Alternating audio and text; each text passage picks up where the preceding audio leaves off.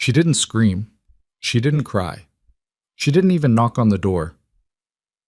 Amara Brooks stood in the hallway of a penthouse apartment worth more than most people earn in a lifetime, staring through a 2-inch gap at the man she loved, the man who had told her she was his everything, tangled in the sheets with her own sister.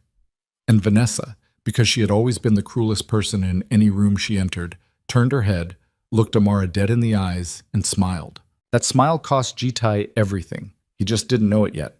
If you've ever loved someone so completely that losing them didn't just break your heart, it broke your entire idea of who you were, stay with me. Because this story doesn't end in that bedroom. It ends 5 years later, in a country Jitai had no business finding, with 2 little boys who had his eyes and her courage, and a war that nearly killed all of them. Watch until the end. Hit the like button, and drop your city in the comments. I want to see how far this story travels. The elevator doors opened at 11:47 p.m. Amara knew the exact time because she'd checked her phone in the lobby, debating whether to take the stairs. She'd been at the university library for 11 hours straight, hunched over a translation project that paid almost nothing but kept her mind occupied, kept her from thinking too hard about the life she was building here. The borrowed apartment, the borrowed city, the borrowed future that technically belonged to a man she wasn't sure she fully understood yet. Seoul did that to you. It made everything feel borrowed. She'd been in South Korea for 3 years, long enough to navigate the subway without panicking, long enough to order food in passable Korean and understand when the woman at the convenience store was being rude versus genuinely confused by her accent, long enough to have built a small, manageable life inside Jitai's enormous, unmanageable world. The elevator opened. The hallway was dim, the way it always was at night. Whoever designed the lighting in this building believed in atmosphere over visibility, which Amara had always found slightly irritating. She moved toward the apartment door with her bag on one shoulder, her key already in her hand, replaying the sentence structure of a legal document she'd been wrestling with all afternoon. She almost didn't notice the shoes. 2 pairs, side by side near the door. Hers would make 3. Jitai's shoes she recognized, Italian leather, black, the kind of shoes that cost more than her rent back in Atlanta. The other pair she knew too, white sneakers with a gold stripe along the sole. Limited edition. The left one had a small scuff near the toe from when Vanessa had kicked the leg of a bar stool 2 years ago in Chicago, laughing too loud at her own joke. Amara stood there in the hallway for a long moment. She didn't think about betrayal, not yet. She thought, there's an explanation. She thought, Vanessa flew in early and surprised us. She thought, I should have texted. She pushed open the door. The living room was empty. The kitchen light was on, a bottle of wine half finished on the counter. Not Jitai's usual brand, which meant someone had brought it. The balcony doors were shut. The city bled orange and white through the floor-to-ceiling glass, 60 floors of Seoul pressing upward like it wanted to pierce something. The hallway to the bedroom was short. The door was not fully closed. Amara walked toward it the way you walk toward something you already know is going to destroy you. Slowly, because your body understands what your mind hasn't caught up to yet. 3 steps. 2. She stopped. The gap was maybe 2 inches. She could hear breathing. She could see the edge of the bed. The silk sheets Jitai had bought because he said cotton felt like sandpaper to him. An absurd, extravagant thing she'd teased him about for weeks. The sheets were twisted. The lamp on his side was still on. And then she saw them. She didn't look for more than 4 seconds. She didn't need to. The image carved itself into the back of her skull with the precision of something designed specifically to be unforgettable. Jitai, the man who had looked at her 6 months ago on a rooftop in Itaewon and said, "You're the first person I've ever wanted to keep, asleep or nearly asleep, his face buried in the pillow. And beside him, propped up on one elbow, looking directly at the 2-inch gap in the door, with an expression that was not surprise, not guilt, not anything close to shame, Vanessa, her little sister, younger by 3 years, prettier by every metric the world uses to measure prettiness, the one who'd grown up in their mother's arms while Amara grew up in the library, the one who'd borrowed Amara's clothes, Amara's friends, Amara's ideas, and always managed to make them look like they'd been hers all along. Vanessa looked at Amara through that 2-inch gap and smiled. Not a small smile, not a nervous, caught-in-the-act smile. A slow, deliberate, full-faced smile. The kind that said, "I wanted you to see this, and it took you long enough." Amara pulled back from the door. She stood in the hallway for exactly 8 seconds. She counted them. 8 full seconds of standing in a borrowed hallway, in a borrowed city with the borrowed life crumbling into borrowed nothing around her. Then she turned, walked back through the living room, picked up her bag from where she'd dropped it near the entry, and stepped into the elevator. She did not cry in the elevator. She cried in the lobby bathroom, the kind of crying that doesn't make noise, just shakes, just tears and locked jaw and both hands pressed flat against a cold tile wall. Then she stopped. She washed her face. She looked at herself in the mirror for a long time. She said nothing out loud, but something in her face rearranged itself that night, and it never went back to the way it was before. She left the building at midnight. By 2 a.m., she was in a hotel in Mapugu, paying cash. By 4 a.m., she was online using an incognito browser, looking at flights. By sunrise, she was already thinking about the ways that a person can become someone else if they move fast enough and are careful enough and want it badly enough. She was thinking about how many countries she could name where Jite's reach didn't extend.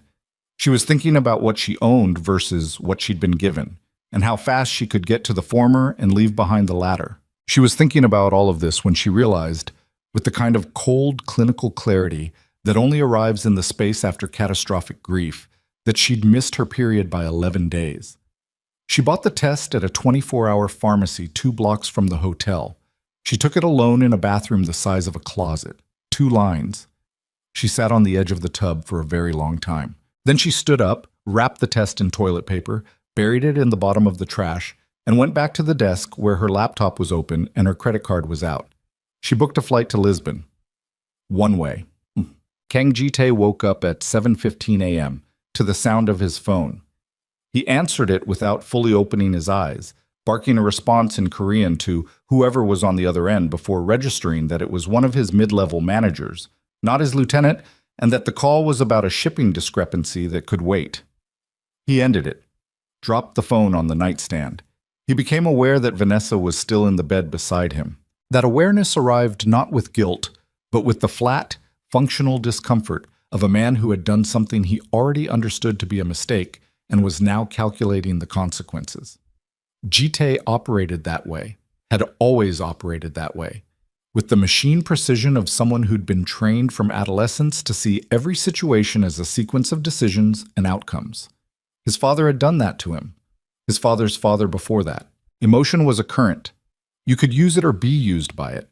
He'd learned to use it, but Vanessa complicated that framework. He sat up, ran a hand over his face. She was awake, watching him with the particular expression she wore when she wanted to be misread. Loose, easy, no agenda. He'd seen it 3 times in the 2 months since she'd arrived in Seoul, supposedly to visit her sister, supposedly to see the city. He'd known from the first week that the visit wasn't entirely about that. "Amara came home last night," he said. It wasn't a question. Vanessa tilted her head. "What makes you think that?" "The door wasn't latched. I checked it before we—" He stopped. "I check everything." "She didn't come in." "She came to the door." Vanessa held his gaze for a moment. Something moved behind her eyes. Not guilt, not exactly. Something more calculated, more satisfied. He cataloged it, filed it away, said nothing about what it told him. He got out of bed, dressed with the efficiency of a man who wore his clothes like a uniform, and called Amara's number before he'd finished buttoning his shirt. Voicemail. He called again. Voicemail. He texted. 3 words. "Are you okay?" No response. By 8 a.m., he was in his car, driver heading toward the university, because that was where she went. That was her rhythm. That was the gravity around which her days organized themselves. But the library hadn't seen her. The administrative office didn't have her scheduled until Thursday. Her graduate supervisor hadn't heard from her. He went to the apartment. He checked every room. Her clothes were still there, most of them.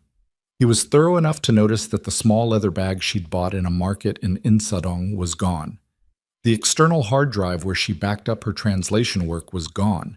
The photo of her mother she kept on the nightstand, small, framed in wood, the only decorative object she'd insisted on, was gone.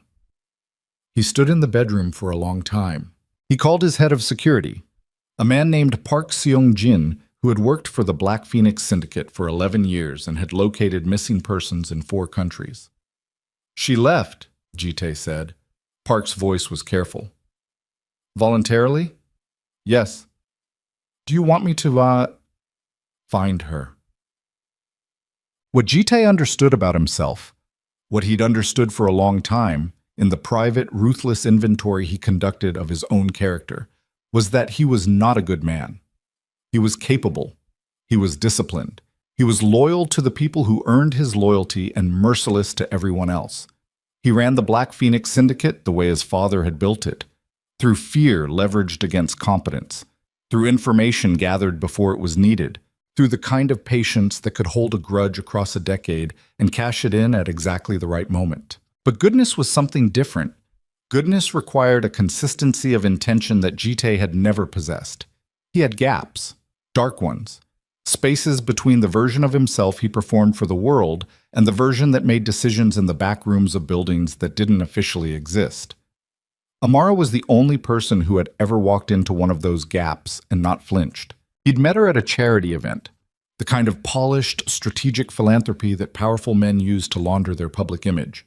And she'd been there translating for an NGO partnership that one of his legitimate businesses was nominally supporting.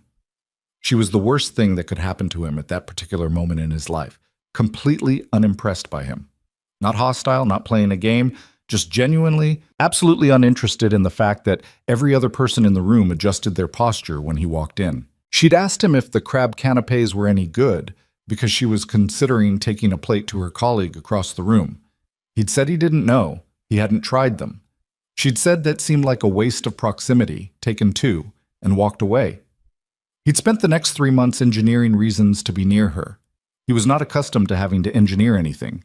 By the 4th month, she'd agreed to dinner. By the 6th month, she was the closest thing he'd ever had to something real.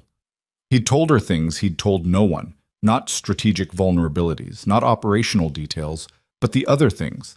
The weight of inheriting power before he wanted it. The particular loneliness of being feared by everyone around you.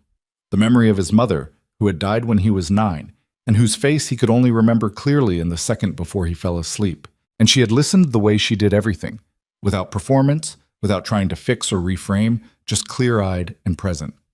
He had, somewhere in those months, made the mistake of believing he deserved her. Now she was gone. And he didn't know yet that she'd been carrying his children when she walked out the door, but the absence itself was already doing something to him that he didn't have the vocabulary for. Not quite grief, not quite rage, something that lived in the space between them and was worse than either. He sat in his office at the top of the Phoenix Tower and stared at the city and calculated. She'd had maybe 7 or 8 hours before he noticed. If she moved immediately, and the empty nightstand told him she'd moved immediately, she could be out of the country. She had a passport. She had savings of her own. He'd offered to support her financially, and she'd taken the offer for rent but refused everything else. She had skills that were portable. Translation work could be done from anywhere. She could be anywhere. Sir? Park appeared at the door. Immigration has no record of her departing through Incheon or Gimpo last night. She's smart. She wouldn't use the main airports. Busan Port, possibly, or she took a domestic flight to a secondary city first. Pull all of it. Every transit hub. 6-hour window from midnight. The budget? Jitae looked at him. Park nodded. I'll start now. Amara landed in Lisbon at 6:40 a.m. local time, 31 hours after she'd walked away from that apartment door. She had 1,700 euros in cash, her laptop, her hard drive, her mother's photo, and a decision that had calcified somewhere over the Indian Ocean into something so firm and permanent she couldn't find its edges. She was not going back. She had run the calculation the way her mind always ran calculations, methodically, accounting for variables, testing different outcomes against each other. If she confronted Jitae, what happened? Best case, he was genuinely remorseful. It had been a single catastrophic mistake. They tried to repair it. But repair meant trust. And trust with Jitae had always been a complicated structure.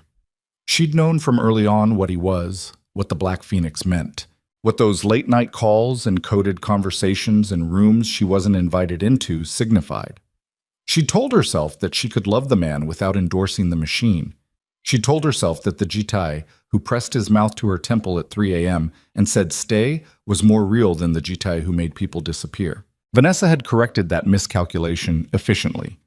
Because Vanessa didn't make mistakes. Vanessa made choices.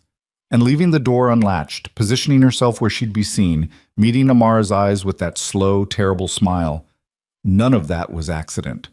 That was a message, and the message was, I did this on purpose and I wanted you to know. Which meant either Jitae had pursued her sister, or Vanessa had pursued Jitae, or, worst, most probable, they'd arrived at each other through some mutual gravitational pull that Amara's presence had only temporarily disrupted. Either way, the betrayal was architectural. It wasn't a crack in something solid. It was a foundation that had never been what she thought it was. She didn't cry on the plane. She didn't sleep either. She sat with her hands folded in her lap and watched the dark outside the window and did the other calculation, the harder one. The test had said 2 lines. 2 lines meant 6 weeks, maybe 7. 7 weeks was still early. There were options, and she listed them in her mind with the detachment of someone making a business decision, because detachment was the only way she could face it at all. But somewhere over Turkey, with the cabin dark around her and a child sleeping across the aisle, and the engine noise filling the space where her thoughts would otherwise get too loud, she felt something shift. Not a decision, exactly. More like an acknowledgement. The way your body knows something before your mind is ready to say it. She pressed her hand very briefly, very lightly, against her stomach. Then she looked back out the window. She said nothing. To no one. That Portugal was not a plan. It was a landing point, a place where the money she had would last longer than most of Europe, and the weather would not punish her.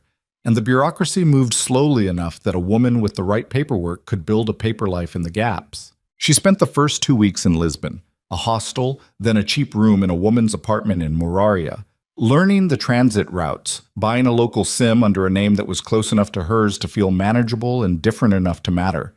She'd changed her surname in her head long before she changed it on paper. Brooks became Ward. Amara stayed Amara, because she wasn't willing to give them that too. She found translation work immediately. There was always translation work if you spoke English and Korean and could turn documents around fast, and she could. Corporate contracts, legal filings, academic papers. She built a client list through a freelance platform using a professional email that traced back to nothing personal. In the 8th week, she went to a clinic. The doctor confirmed it. She was 8 weeks and 4 days along. She sat in the examination room in the thin paper gown and listened to the information given to her in Portuguese, which she didn't yet speak well enough to follow entirely, and then she asked if the doctor spoke English, and the doctor said a little, and they managed. Twins, the doctor said, and then because she could see Amara's expression, she said it again more gently. 2 heartbeats, both strong. Amara sat with that information for the rest of the day. She walked back to Moraria along the waterfront, past tourists and fishermen and old men playing cards at folding tables, and she walked for a long time. The city was beautiful in the way that places with deep, tired history are beautiful. Not cheerful, not optimistic, but enduring. Scarred. Still standing. She went home. She made tea. She sat at the table where she'd been translating a contract about shipping insurance, which now seemed like the most irrelevant document in the world. She thought about calling her mother. Her mother would tell her to come home. Home being Atlanta, home being the 2-bedroom apartment in East Point where Amara had grown up, and where her mother still lived, and where Vanessa had grown up also, which meant it wasn't home anymore, not entirely. She thought about calling G-Tai. She picked up her phone twice, put it back down twice. She did not call anyone.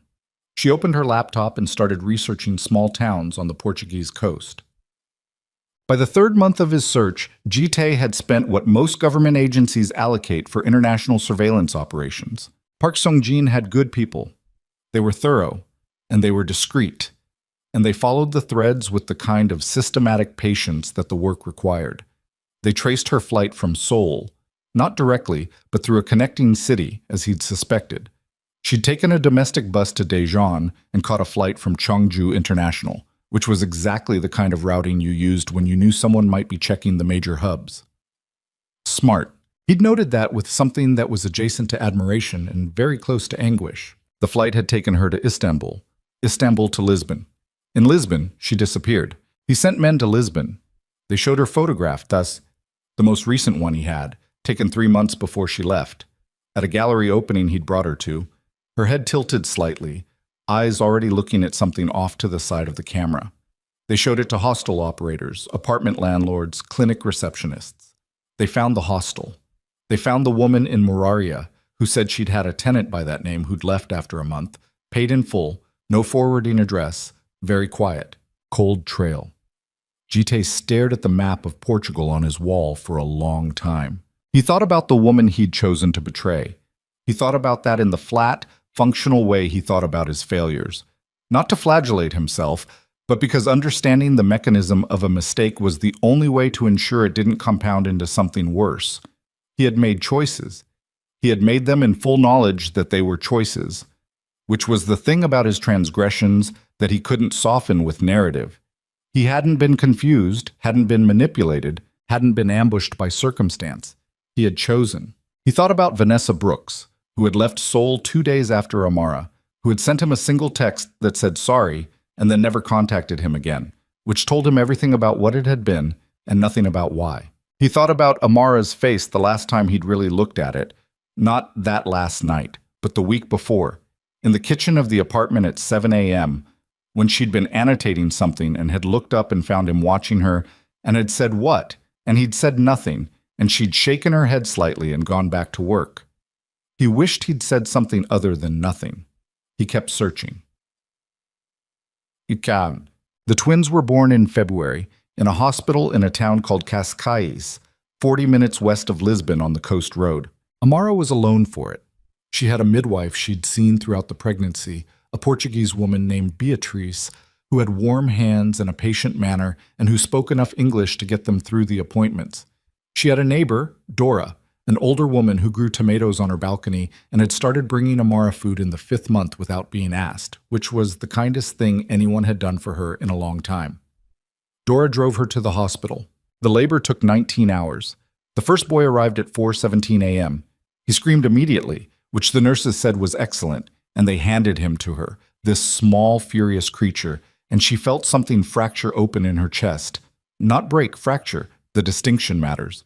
Because a fracture is a break that still holds together, that is still structurally present, just changed. She named him Micah. The second arrived 40 minutes later. He didn't scream.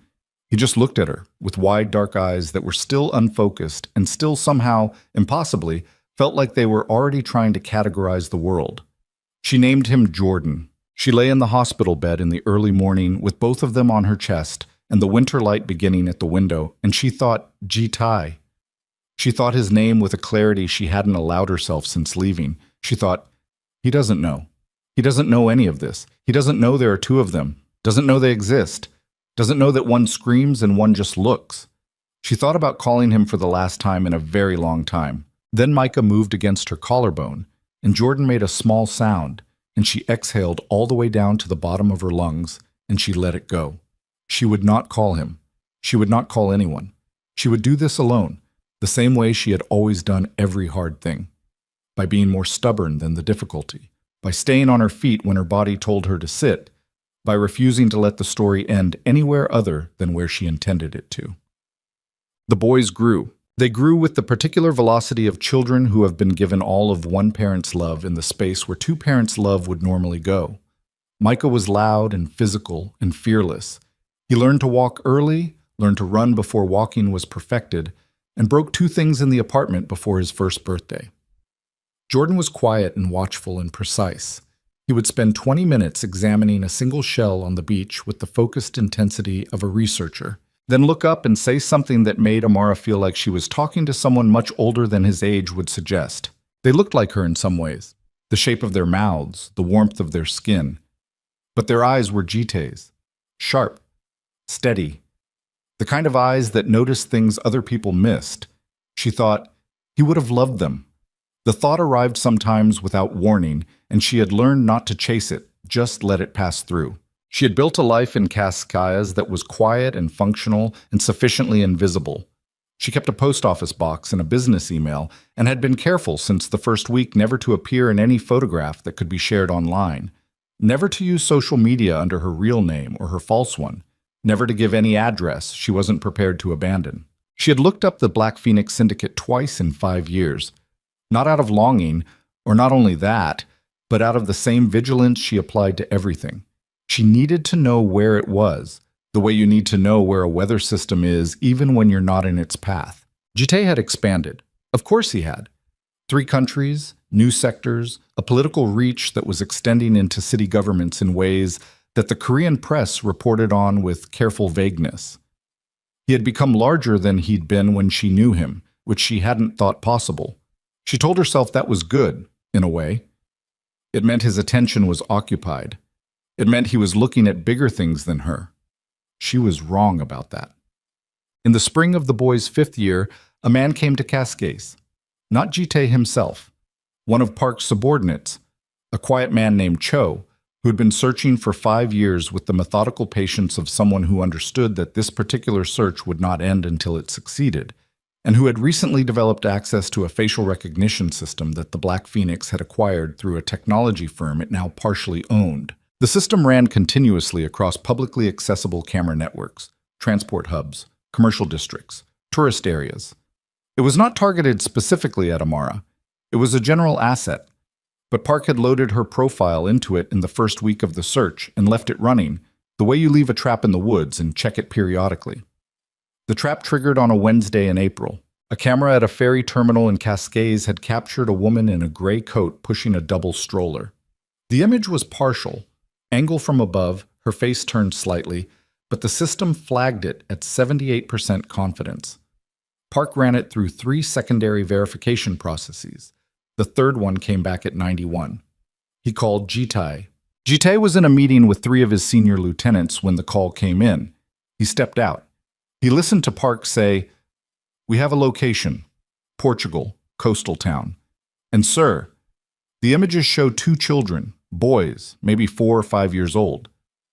Jite didn't respond immediately. Park, who had worked for him for 11 years and understood the weight of different kinds of silence, waited. "Send me everything," Jite said. The file came through 40 minutes later. He was alone in his office by then. He opened it on his laptop. The images were grainy. Surveillance quality, not photographic.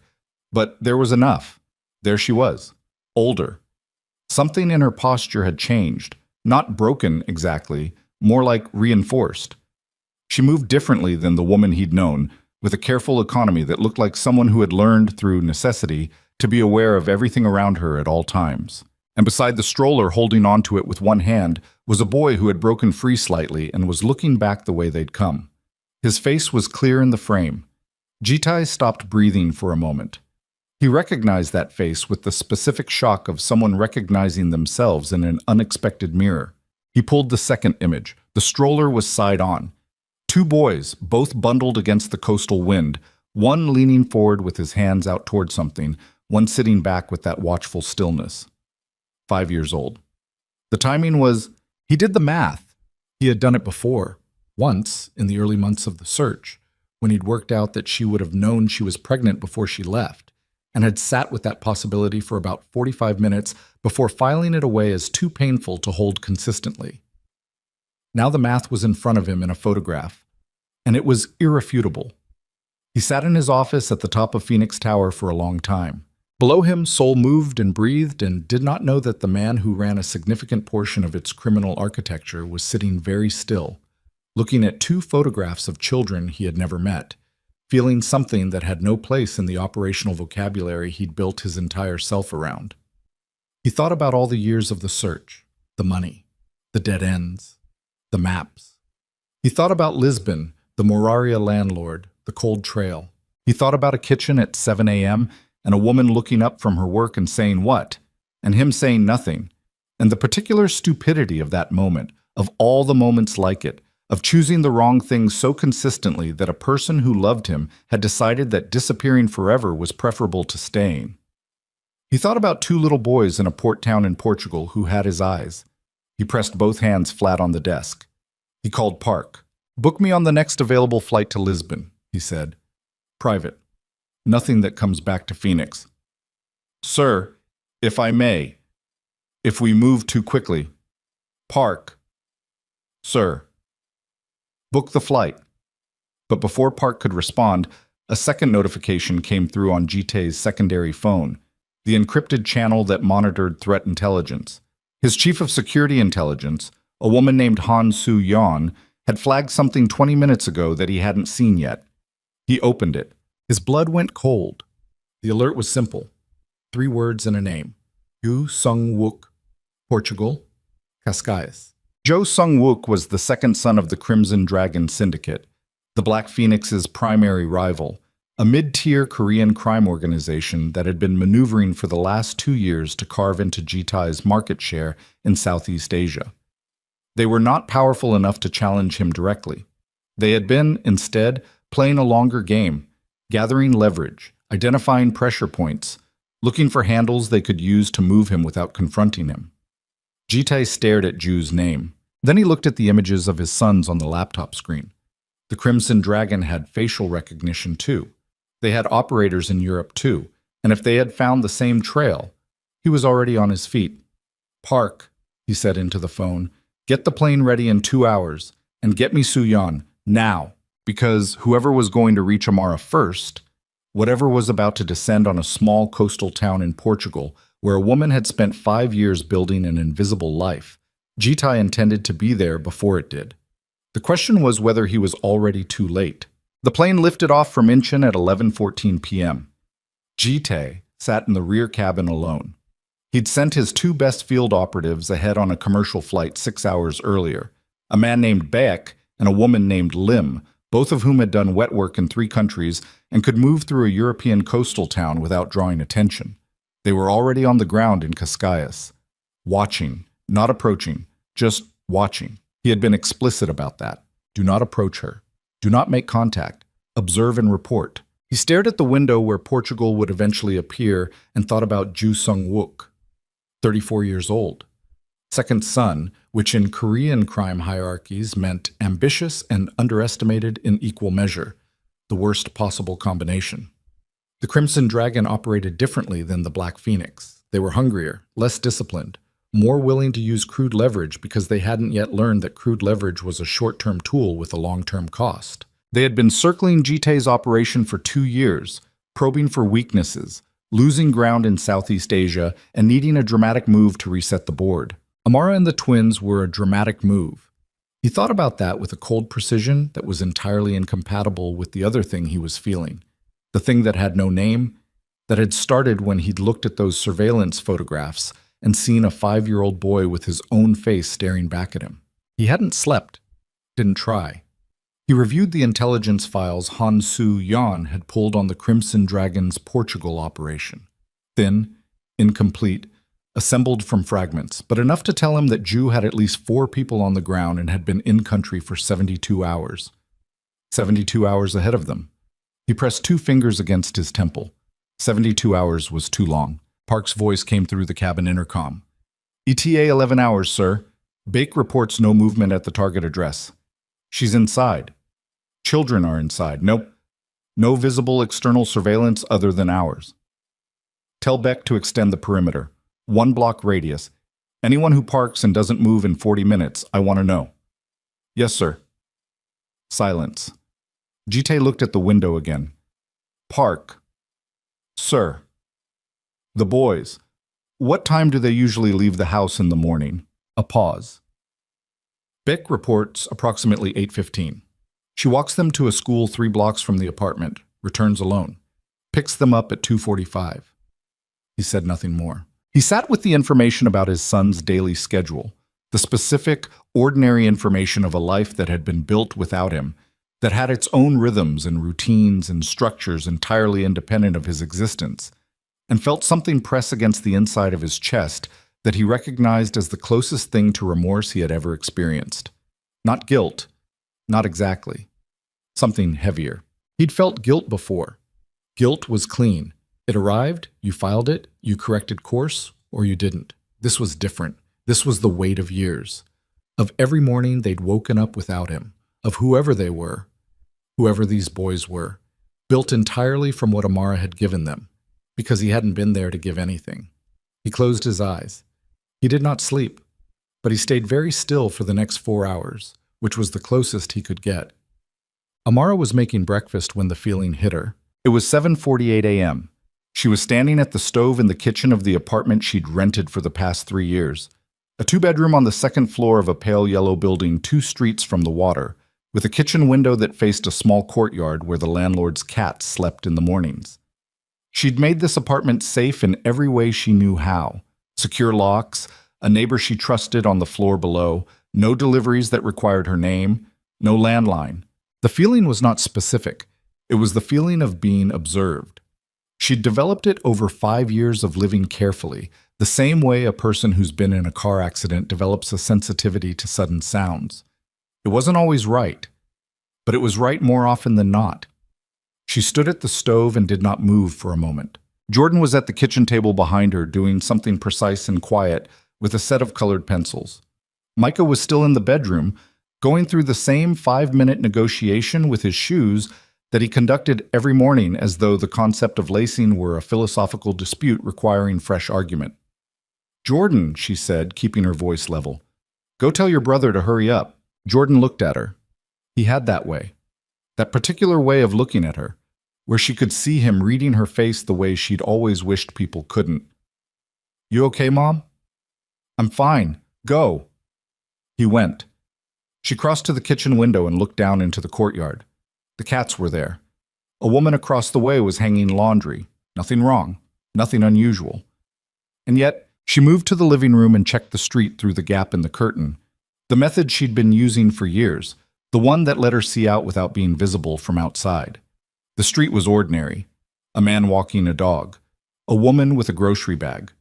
2 men at the corner she didn't recognize, but that alone meant nothing. This was a tourist town. There were always people she didn't recognize. One of the men had his hands in his pockets. He was looking at his phone. He hadn't moved in the time she'd been watching. She let the curtain fall. "Micah," she called. "Shoes? Now. We're leaving." She walked them to school the same way she always did.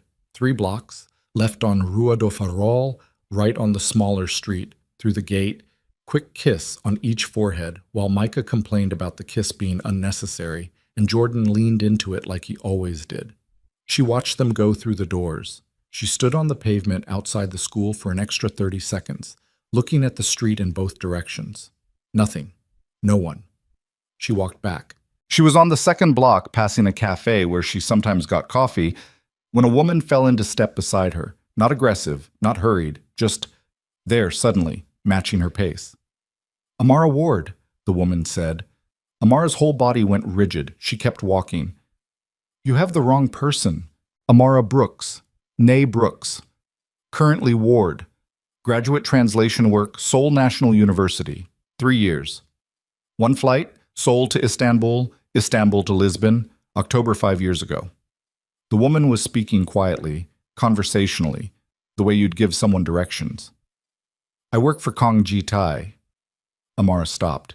She turned and looked at the woman fully for the first time. Late 30s, short hair, a stillness in her posture that Amara recognized as professional. Not military exactly, but the kind of composure that comes from training. She was wearing a gray jacket and her hands were visible, which was either deliberate reassurance or a trap. And either way, Amara was calculating the distance to the school, to the apartment, to 3 other locations she had mentally mapped as exit points. "My name is Lim," the woman said. "I'm not here to harm you or your children. I'm here because my employer is 11 hours behind me, and there are 4 people in this town who do not work for him and do not have his instructions regarding your safety." The street was not empty. A couple passed. A man on a bicycle. Amara said, "Where is he?" "In the air. He lands at Lisbon Airport at noon. There will be ground transport to Cascais. He asked me to make contact first to—" "He asked you," Amara said. Her voice had gone flat and quiet in the way that was more dangerous than volume. "He asked you to what, exactly? Warn me he's coming? What am I supposed to do with that?"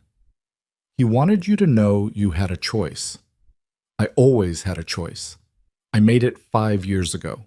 She started walking again. Tell him to turn the plane around. Lim kept pace. The other people in this town don't care about your choices, Ms. Brooks. They care about leverage. Amara's jaw tightened. She said nothing.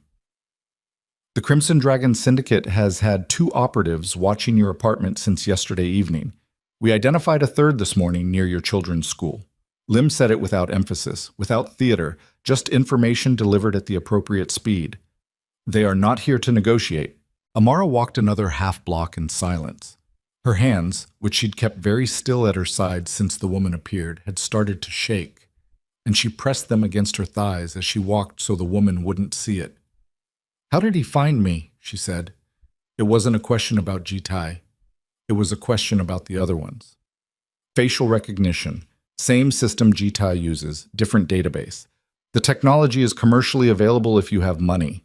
I was careful. You were very careful. You were also in one place for 3 years, which is a long time. Lim said it without cruelty, but without softening it either. I'm sorry. Amara stopped at the corner. She looked at the street. She looked at the building where her apartment was, the pale yellow one, the second-floor window where she'd stood an hour ago looking out at a courtyard with cats. She thought about what she had built in this building, in this town, and what it was worth against what Lim had just told her. She thought about Micah and Jordan, 3 blocks away, drawing and running and negotiating about shoes. "What does he want?" she said. Her voice was controlled. Barely. "To see them. To... No." Came out immediate and hard. "What does he want?" The whole answer, not the clean version. Lim was quiet for a moment, then, "He wants to protect you. I think he also wants to repair something that he understands is probably beyond repair. But the immediate want, the reason he's on that plane, is you and the boys are in danger, and he considers that his responsibility." His responsibility. The phrase tasted wrong in her mouth. Yes. He lost the right to claim responsibility 5 years ago. "I know," Lim said. "He knows it too. He's coming anyway." What? Jite landed at Lisbon at 12:08 p.m. Park was already in the car when he came through the private terminal. No words of greeting, no preamble. Park pulled up the operational map on the tablet and held it where Jite could see it while they moved. Lim made contact at 9:40. Ms. Brooks refused to meet with you directly but has not left the apartment. She retrieved the children from school at... Park checked the time. 11 minutes ago, earlier than usual. She's scared. She's preparing to run. Jite looked at the tablet. 4 red markers. Crimson Dragon positions. 1 near the school, 1 on the road she walked to the apartment, 1 at the northern access road out of the neighborhood, 1 that had been mobile since morning and was currently parked 3 streets from her building. "They're boxing her in," he said. "They're patient. No aggressive movement yet. I believe they're waiting for nightfall." The car was moving fast through the Lisbon outskirts, heading west on the coastal road. He could see the Atlantic through the car window, gray-green today, the way it got in spring when the wind was from the north. "The boys," he said. "Bayek has visual on the apartment. Both children are inside." He nodded, said nothing for a long moment. "She's going to run," he said. "Tonight, if she can. Earlier, if she feels the net tightening. Should I have Lim advise her to stay?" "No." He said it immediately. "We don't restrict her movement. We never restrict her movement. Is that understood?" Park glanced at him. "Understood, sir. We position ourselves between her and the Crimson Dragon. If she runs, we run with her. If she stays, we hold the perimeter." He handed the tablet back. "But we do not touch her exit routes. Not one." Park nodded slowly, the nod of someone filing away information about a man they thought they understood who was turning out to be more complicated than that. The car covered the next 20 kilometers in silence. Amara packed with the speed of someone who had practiced it, which she had. Not out of paranoia, or not only out of paranoia, but because she'd told herself in the first months of living here that she would never become so comfortable that she forgot the possibility. The bag under the bed had been there for 2 years. Documents, cash in 3 currencies, hard drive, a second phone registered to a different name, the photo of her mother.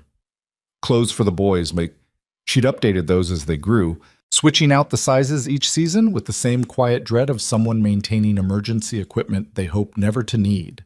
She set the bag on the bed. She stood at the bedroom window and looked at the street below. Micah appeared in the doorway behind her. He was wearing his school shirt untucked, the way he always was by afternoon, and his expression had that particular sharpness that meant he'd absorbed more of the atmosphere than she'd intended.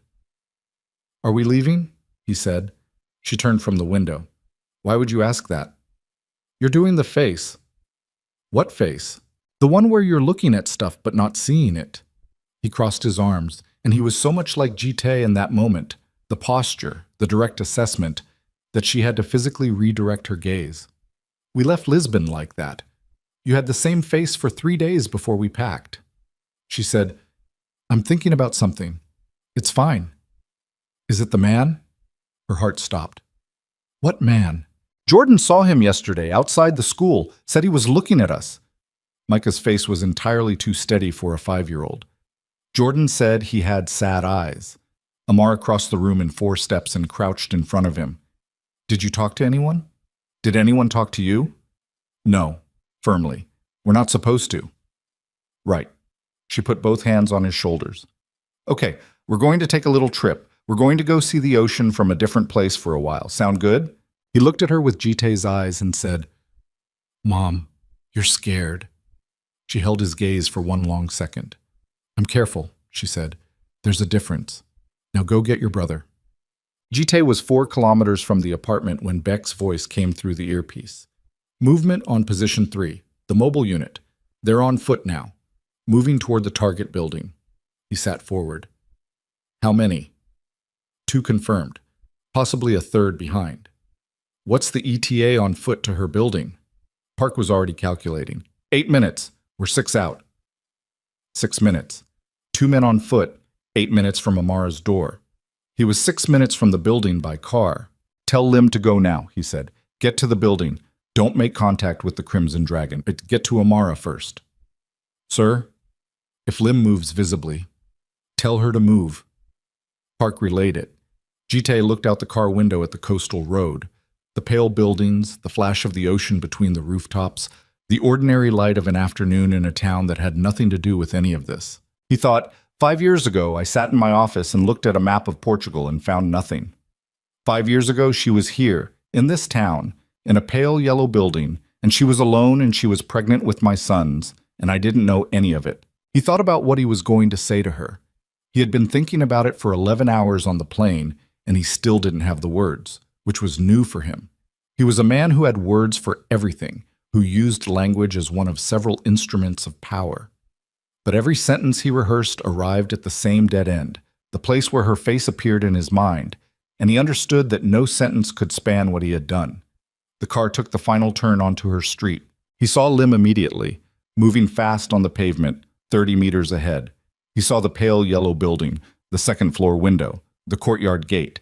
He saw, emerging from the side street to the left, 2 men he didn't recognize walking with the particular deliberate casualness of people with intent. He said, "Stop the car." He was out of it before it fully stopped. He moved fast, not running, because running draws eyes, but the fastest walk a man can manage before it becomes something else. Park was behind him, the earpiece alive with Beck coordinating from a street away. Lim reached the building entrance first. The 2 men from the left were now 20 meters from the same entrance and accelerating slightly. Jite closed the gap. He was 10 meters from the door when it opened from the inside. Amara stepped out. She had a bag over one shoulder and 2 boys at her sides. Micah's hand in her right, Jordan's in her left. And she was moving with the focused efficiency of someone following a plan. Her eyes went immediately to the street, left, right, the systematic threat assessment of someone who had learned to read exits. She saw Lim first. Then she looked past Lim and her eyes found Jite, standing on the pavement of a coastal Portuguese town in the middle of a Tuesday afternoon, and she went completely still. 5 years collapsed into a single second. He looked exactly like the man she had walked away from, and nothing like him at all. Older in the jaw and eyes. Something in the set of his shoulders that had been hard before and was harder now. He was looking at her with an expression she had never seen on him. No control in it, no calculation, nothing managed or performed. And then his eyes dropped. To the boys. Micah was looking at him with that unsettling, unblinking assessment. Jordan had stepped slightly behind his mother, one hand still holding hers, and was watching the man on the pavement with those wide, dark eyes. Jitai's face, the face she had memorized and tried to forget and memorized again without meaning to, did something she had never seen it do. It broke open. Just for a second, just long enough to be real. Then Micah said, loud and without any particular filter, "Mom, who is that?" And Amara's mouth had gone dry and her chest had gone tight, and she was still holding both of her son's hands and looking at the man who had destroyed her world. And behind him she had now seen the two men from the side street, and she understood with the cold, clarifying clarity of total emergency that the danger Lim had described was no longer theoretical. She looked at Jitai. He looked at her. "Amara." His voice was low, just her name, nothing attached to it. She said, "Don't." And then, "There are men behind you." He didn't turn. "I know." "Then why are you just—" "Because I need to look at you first." His voice was unsteady in a way she had never heard it. "I need 1 second. Before any of this, I need—" Ji-tae. She said his name for the first time in 5 years and felt it in her throat like something physical. "There are men 30 feet behind you who I believe are here for my children." That landed. The broken open expression closed. Not all the way back to what she remembered, but enough. The operational mind coming back online. The calculation resuming. He turned. The two men had stopped at the edge of the pavement. They'd seen Lim. They'd seen Park. They were recalculating. Jitae looked at them for exactly 3 seconds with the expression Amara had once seen him use in a room full of men who all believed they were dangerous. The expression that communicated without volume or gesture that the hierarchy of who was most dangerous in this situation had just been settled. The two men looked at each other. Then they looked back at Jitai. Then they turned and walked back the way they'd come, unhurried, controlled. The retreat of people who were recalibrating rather than withdrawing. And Jitai watched them go with the stillness of someone who understood that this was not over, not even close, just paused. He turned back to Amara. She hadn't moved. Both boys were still at her sides, Micah watching the retreating men with open curiosity, Jordan watching Jitai with that unreadable stillness that did something to Jitai's chest he didn't have the architecture to process right now. "We need to get off the street," Jitai said. "Don't tell me what we need." "Amara," I said, "don't." Her voice was low and precise and shaking at the edges in a way she clearly hated. "You don't get to show up here and start giving instructions. You don't get to—" She stopped, looked down at the boys, looked back up at him. "Not in front of them." He nodded. "Lim." He didn't look away from Amara. "Get us inside."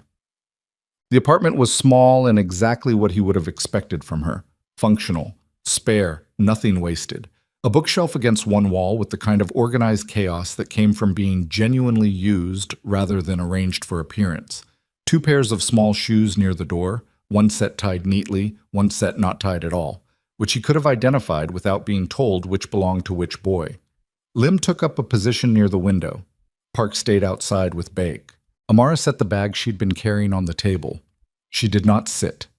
She stood in the center of her own kitchen with her arms crossed and looked at Jitai with an expression that he recognized as the surface layer of something much larger. Not anger exactly, or not only anger, but the specific exhaustion of someone who has been braced for an impact for 5 years and is now dealing with the fact that it has finally arrived. Micah and Jordan had retreated to the hallway that led to the bedrooms. Not fully out of sight, just enough removed to have plausible deniability while still watching everything. Jitai looked at them once, then back at Amara. "You knew," she said. "How long?" "I got the photographs 4 days ago." "And before that?" "I searched for 5 years." Something moved across her face. 5 years. Every transit hub, every country you could have reached from Istanbul. I had people in Lisbon. I had people in 6 other cities. He said it without pride, without justification, just the fact of it. "You were very careful." "Not careful enough." "No." She looked at him for a moment. "The people outside, the ones who aren't yours." Crimson Dragon, a rival organization, They identified you through the same facial recognition network. The technology is Yaetat. I know what facial recognition is. Flat. Why do they want us? Leverage. Against me. He held her gaze. They found you because I found you. Because the same search that located you also generated data trails that they were monitoring. My operation to find you made you findable to them. The silence in the kitchen was dense. He watched her absorb it, watched her work through the implication, which was that his 5 years of searching, the thing he'd done out of whatever combination of guilt and love and desperation had driven it, had also put her in danger, had brought this to her door. Her jaw tightened. Get out. Amara, get out of my apartment. Her voice didn't rise. That was worse. You came here, you told me that your search, your operation, your obsessive 5-year, that it led them here. To my children. And you want me to what? Stand here and have a conversation with you? I want you to let me fix it. You broke it. She uncrossed her arms and then crossed them again, the gesture of someone who doesn't know what to do with their hands when they're this angry. You broke everything, first in Seoul and now here. You don't fix things, Jitae. You just leave wreckage and then make it worse trying to clean it up. From the hallway, Micah's voice. Mom. She turned. Both boys were standing at the hallway entrance now, fully visible. Jordan had his hand on his brother's arm in the way that Jitae would later understand meant Jordan was trying to slow Micah down from saying something that didn't need to be said. But Micah was not a boy who could be slowed. He looked directly at Jitae. Are you our dad? He said. The kitchen went absolutely silent. Jitae felt the question move through him the way a physical impact moves. Not the pain of it arriving, but the rearrangement of everything after. He looked at this boy, this loud, clear-eyed, fearless boy, and could not find a single word in any language he spoke. Amara said, Micah, because you look like us, Micah said. He said it the way children state observations, without cruelty, without diplomacy, just the raw fact of what he saw. Jordan said so yesterday, when we saw you at the school. He said, that man has our eyes. Jordan said nothing. He was looking at Jitae with the expression of someone who had already made a determination and was now simply waiting to see if events would confirm it. Jitae looked at Amara. She was looking at the floor. Something in her posture had collapsed slightly. Not broken, but the effort of holding it all together was visible now in the set of her shoulders, in the way her hands had dropped to her sides. He looked back at Micah. Yes, he said. His voice came out rougher than he intended. I am. Micah processed this for approximately 3 seconds. Then, why weren't you here before? Jitae opened his mouth. Amara said, that is enough for right now. She said it firmly but not harshly, the voice of someone managing a situation that has exceeded its container. Go to your room, both of you. I'll explain later. Jordan took his brother's arm, and this time Micah went, though he looked back at Jitae once more over his shoulder with those sharp, assessing eyes before disappearing around the corner. The kitchen was quiet again. Amara pressed the heel of her hand against her forehead. She stood like that for a moment, not looking at him. Then her phone buzzed on the counter. She looked at the screen. Her face changed. Jitae watched the change happen, watched something that looked like confusion replace the anger, replace the exhaustion, before resolving into something colder and more frightened than either. She turned the phone so he could see it. The text was from an unknown number. 4 words and a name. We have Vanessa Brooks. Jitae took the phone from her hand without asking. He read the message twice. Then he looked at Amara, who was standing very still with both arms at her sides and an expression on her face that he couldn't fully read, not because she was hiding it, but because what was in it was too layered to parse quickly. Fear, yes, but something else beneath the fear, something complicated, something that had to do with the particular cruelty of being asked to care about someone who had detonated your life. When did your sister come to Portugal? He said. She didn't. Amara's voice was careful. She doesn't know where I am. She's here. That's not... She stopped, took a breath. Vanessa doesn't know where I live. I haven't spoken to her since Seoul, since the bedroom door, since the smile. She didn't say any of that. She doesn't know. Jite was already composing texts on his own phone. To Beck, expand sweep. Second target may be in the area. Vanessa Brooks, female, early 30s, American national. Find her. To Park, Crimson Dragon may have a second leverage asset. Adjust. To Han Soo-yeon, his intelligence chief in Seoul. How did CD know about Vanessa Brooks? Pull their surveillance logs. Now. He looked up from the phone. Amara was watching him work with an expression that sat somewhere between exhausted and furious, and something else he couldn't name. She came to find you, he said. Not a question. I told you she doesn't know. She found you. He said it quietly. The same way I found you, the same way the Crimson Dragon found you. The world is smaller than it used to be, Amara. If she's here, she made an effort to be here. She tracked you down. He paused. How long has she been trying to contact you? The silence lasted long enough to be its own answer. She's been calling my mother, Amar said finally. My mother told me. I asked her not to give Vanessa any information, and she said she wouldn't, but, she exhaled. My mother and Vanessa have always been close. Yes. Jitai felt something slot into place in the operational picture. A cold, clean slot. Your mother gave her the information to find you. Amara closed her eyes for 1 second. Just one. My mother wouldn't know she was putting us in danger. She wouldn't understand how. I know. He said it quickly because he could see what it was costing her. I'm not. He stopped. Recalibrated. He was not in a position to be reassuring to her. He had not earned that position. The question is whether Vanessa was followed here, or whether the Crimson Dragon found her independently and is using her as a secondary asset. Does it matter? It matters for what we do in the next 4 hours. His phone buzzed. He read it. He looked at Amara. Park has Vanessa's location, he said. She's in a car, moving, not of her own volition. Amara's face went white. They have her. Yes. She didn't.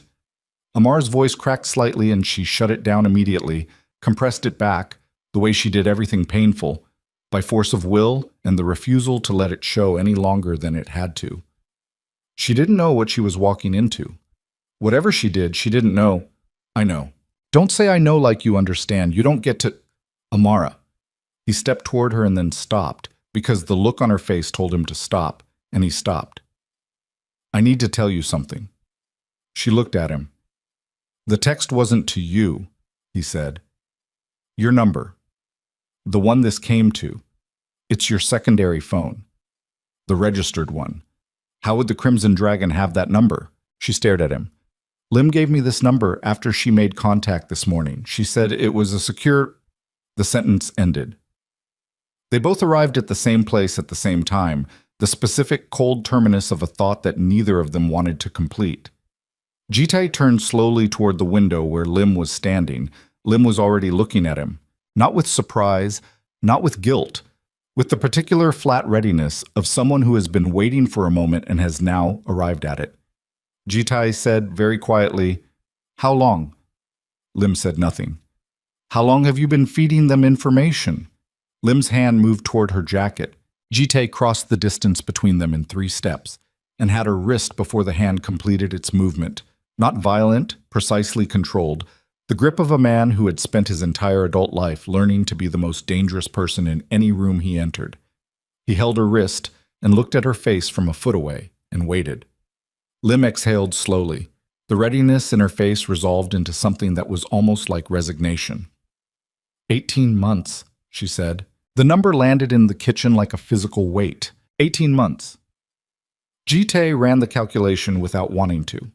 18 months meant Lim had been inside the Black Phoenix, feeding information to the Crimson Dragon while helping to run the operation that located Amara, which meant every piece of intelligence gathered in that 18 months had been accessible to both sides simultaneously, which meant the Crimson Dragon had not been monitoring Jitai's search trails from the outside. They had been inside the search itself. They had known about Amara before Jitai reached Portugal. They had known about the boys.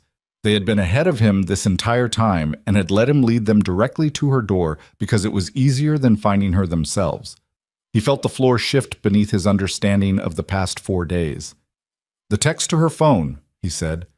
"I gave them the number this morning after I made contact. They wanted confirmation of her identity before they moved on the sister."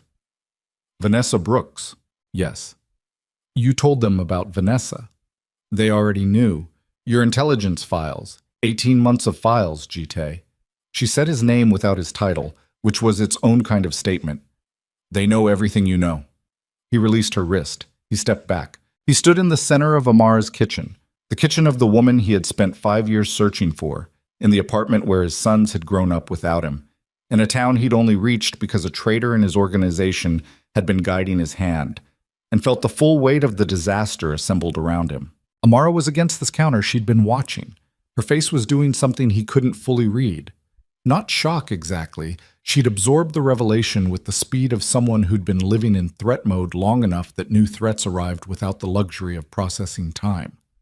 What was in her face was something worse than shock. It was the look of a woman having her worst assessment of the situation confirmed. "You brought this here," she said. "Yes. Your organization, your search, your—" She pressed her lips together. 5 years, Jitai. 5 years I kept us safe. 5 years I was so careful, and then your people— I know. Stop saying that. She pushed off the counter. "What does knowing do? What does it fix? There are people with my sister in a car, and people on the street outside my building, and my children are in the next room, and you're standing in my kitchen telling me that the woman you sent to protect us was working against us this whole—" Her voice fractured. She caught it, held it. "What is your actual plan?" He looked at her. In the next room, Jordan's voice, quiet and precise, was explaining something to Micah in a low tone. Jite could hear the cadence of it without the words, the sound of his son's voice doing something ordinary, explaining, reasoning, in the middle of all of this. He said, "I need to call Seoul. I need to—" His phone rang. Unknown number. He answered it. The voice on the other end was Korean, male, unhurried. The voice of someone who had been waiting to make this call for a while and was enjoying the occasion. "Mr. Kang." A pause, with the theater of someone who wanted the pause to register. "I believe you've recently discovered that your operation was somewhat more transparent than you'd hoped." Jite said nothing. "My name is Ju Sung-wook. I think you know who I am." "I know who you are." "Then I'll skip the introduction." Ju's voice was almost pleasant. Almost. "You have something I want, or rather, you're standing near something I want. Two somethings, actually." A beat. "The woman you came to find, and the children." Jite's free hand had closed into a fist at his side. He was aware of Amara watching him, reading his face, trying to decode the call from the half she could hear. "What do you want?" Jite said. "I want you to step back," Ju said. "Withdraw your people from Cascades, get on your plane and go back to Seoul. Leave the woman and the children in place, and in 48 hours, after we've had an opportunity to establish certain agreements with them, they'll be released unharmed." "Agreements," Jitai said. "Leverage, if you prefer the honest word. You've made yourself very difficult to reach through conventional means, Mr. Kang. You've insulated yourself beautifully, but a man will move for his children. A man will make concessions he'd never make for territory or money or reputation, when the other option is—" Ju let the sentence end itself. Jitai looked at Amara. She had heard enough of the cadence to understand what kind of call this was. Her jaw was set. Her eyes were steady. The fear was still there. He could see it in the tension at the corners of her mouth, but it had been organized into something functional, the way she organized everything. "And Vanessa Brooks," Jitai said into the phone. A small pause, surprised or performing surprise. "Insurance, she'll be returned when you comply. She has nothing to do with—" "She has everything to do with it. She walked into this town looking for her sister, which makes her useful. I don't pick the tools, Mr. Kang.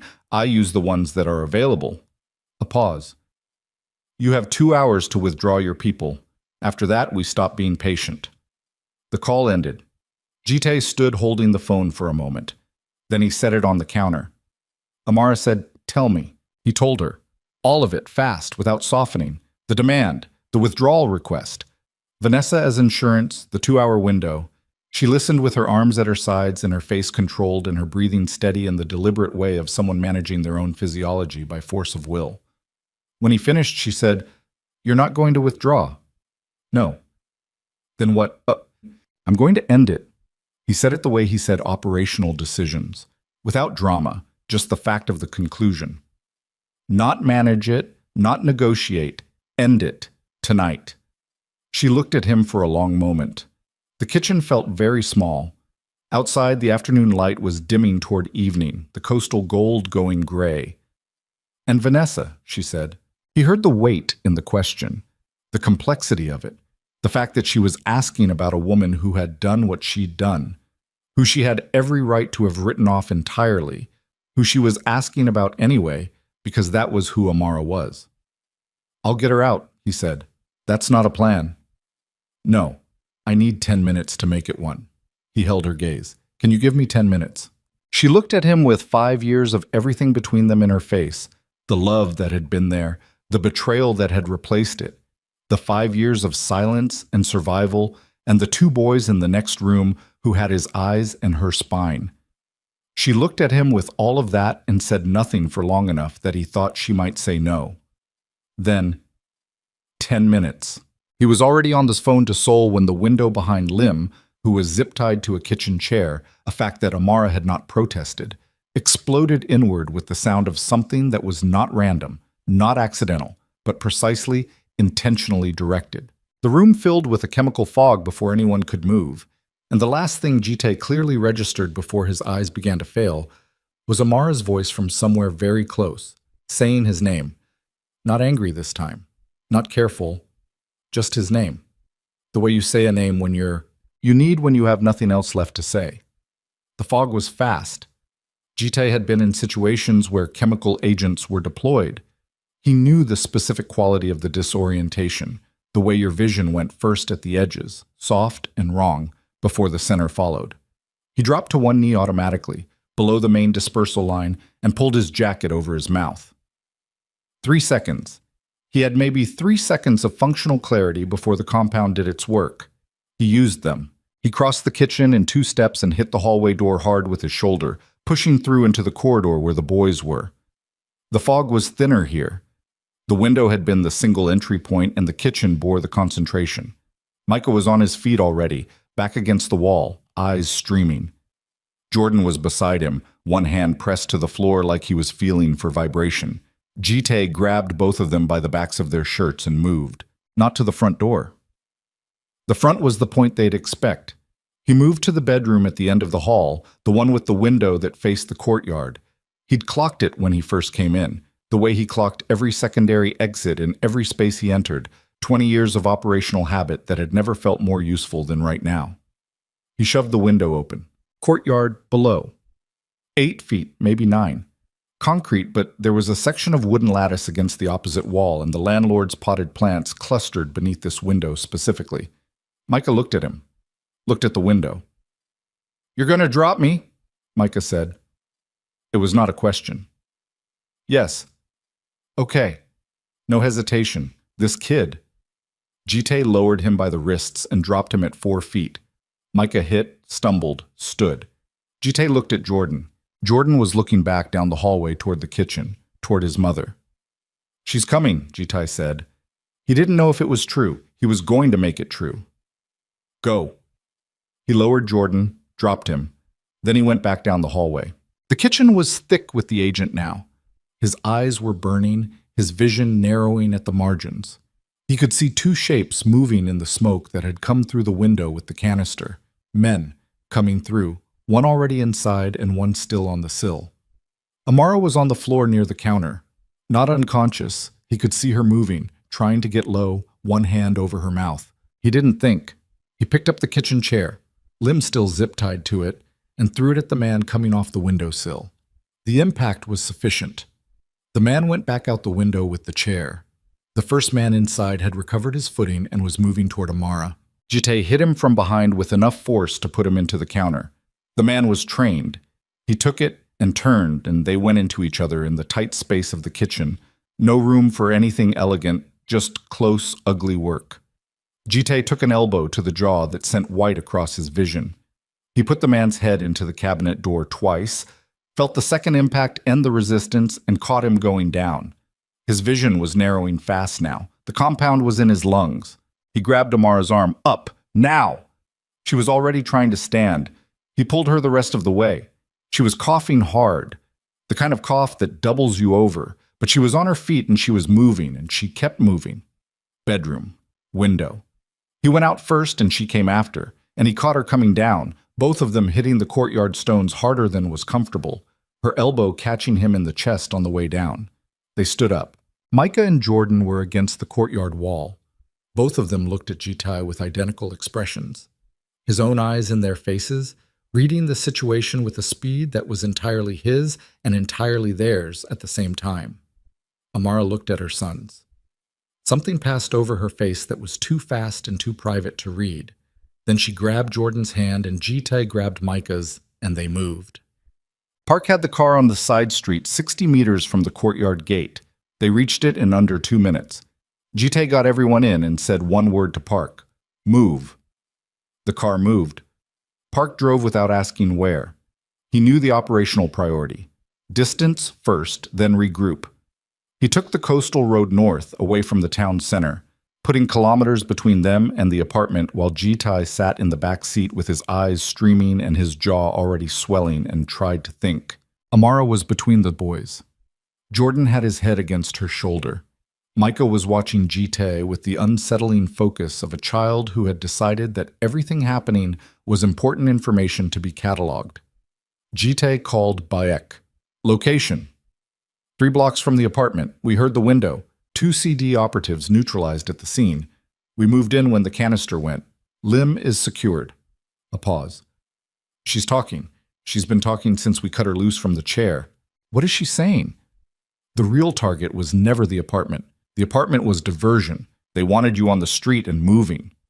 Another pause, heavier this time. The boys, sir. Their primary objective is the boys. The woman is secondary leverage. They have a vehicle staged at the northern marina. Boat access. They were going to take the children by water. Jitai looked at Micah, then at Jordan.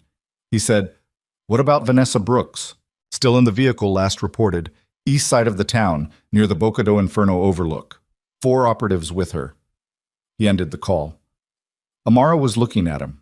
She'd heard enough. Her face was doing that thing again.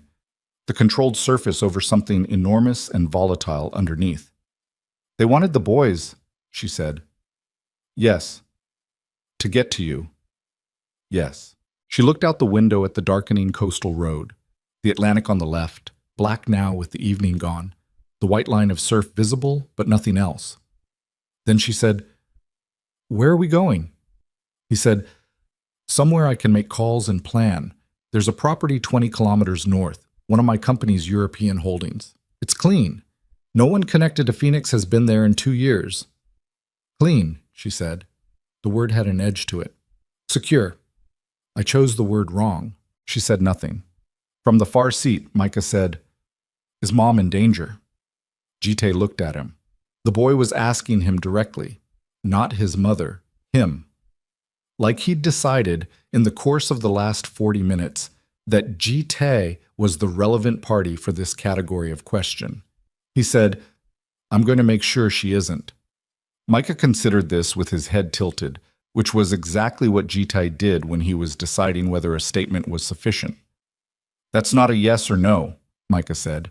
No, Jitai said. It's not, but it's true. Micah looked at his mother. She gave him a small nod. He seemed to accept the totality of that exchange as enough and sat back. The property was a converted stone house set back from the cliff road, surrounded by maritime pines. Park got them inside, and Jitai did a walkthrough of every room in under 3 minutes, while Amara settled the boys in a back bedroom that had no exterior windows and a solid interior door. She came back out into the main room and found Jitai at the table with his phone and a map he'd pulled from the car's emergency kit. His jacket was off. There was blood on his shirt collar from where the elbow had caught his jaw, and the swelling on his left cheek was visible now in the proper light. She looked at it. She didn't say anything about it. She sat across the table from him.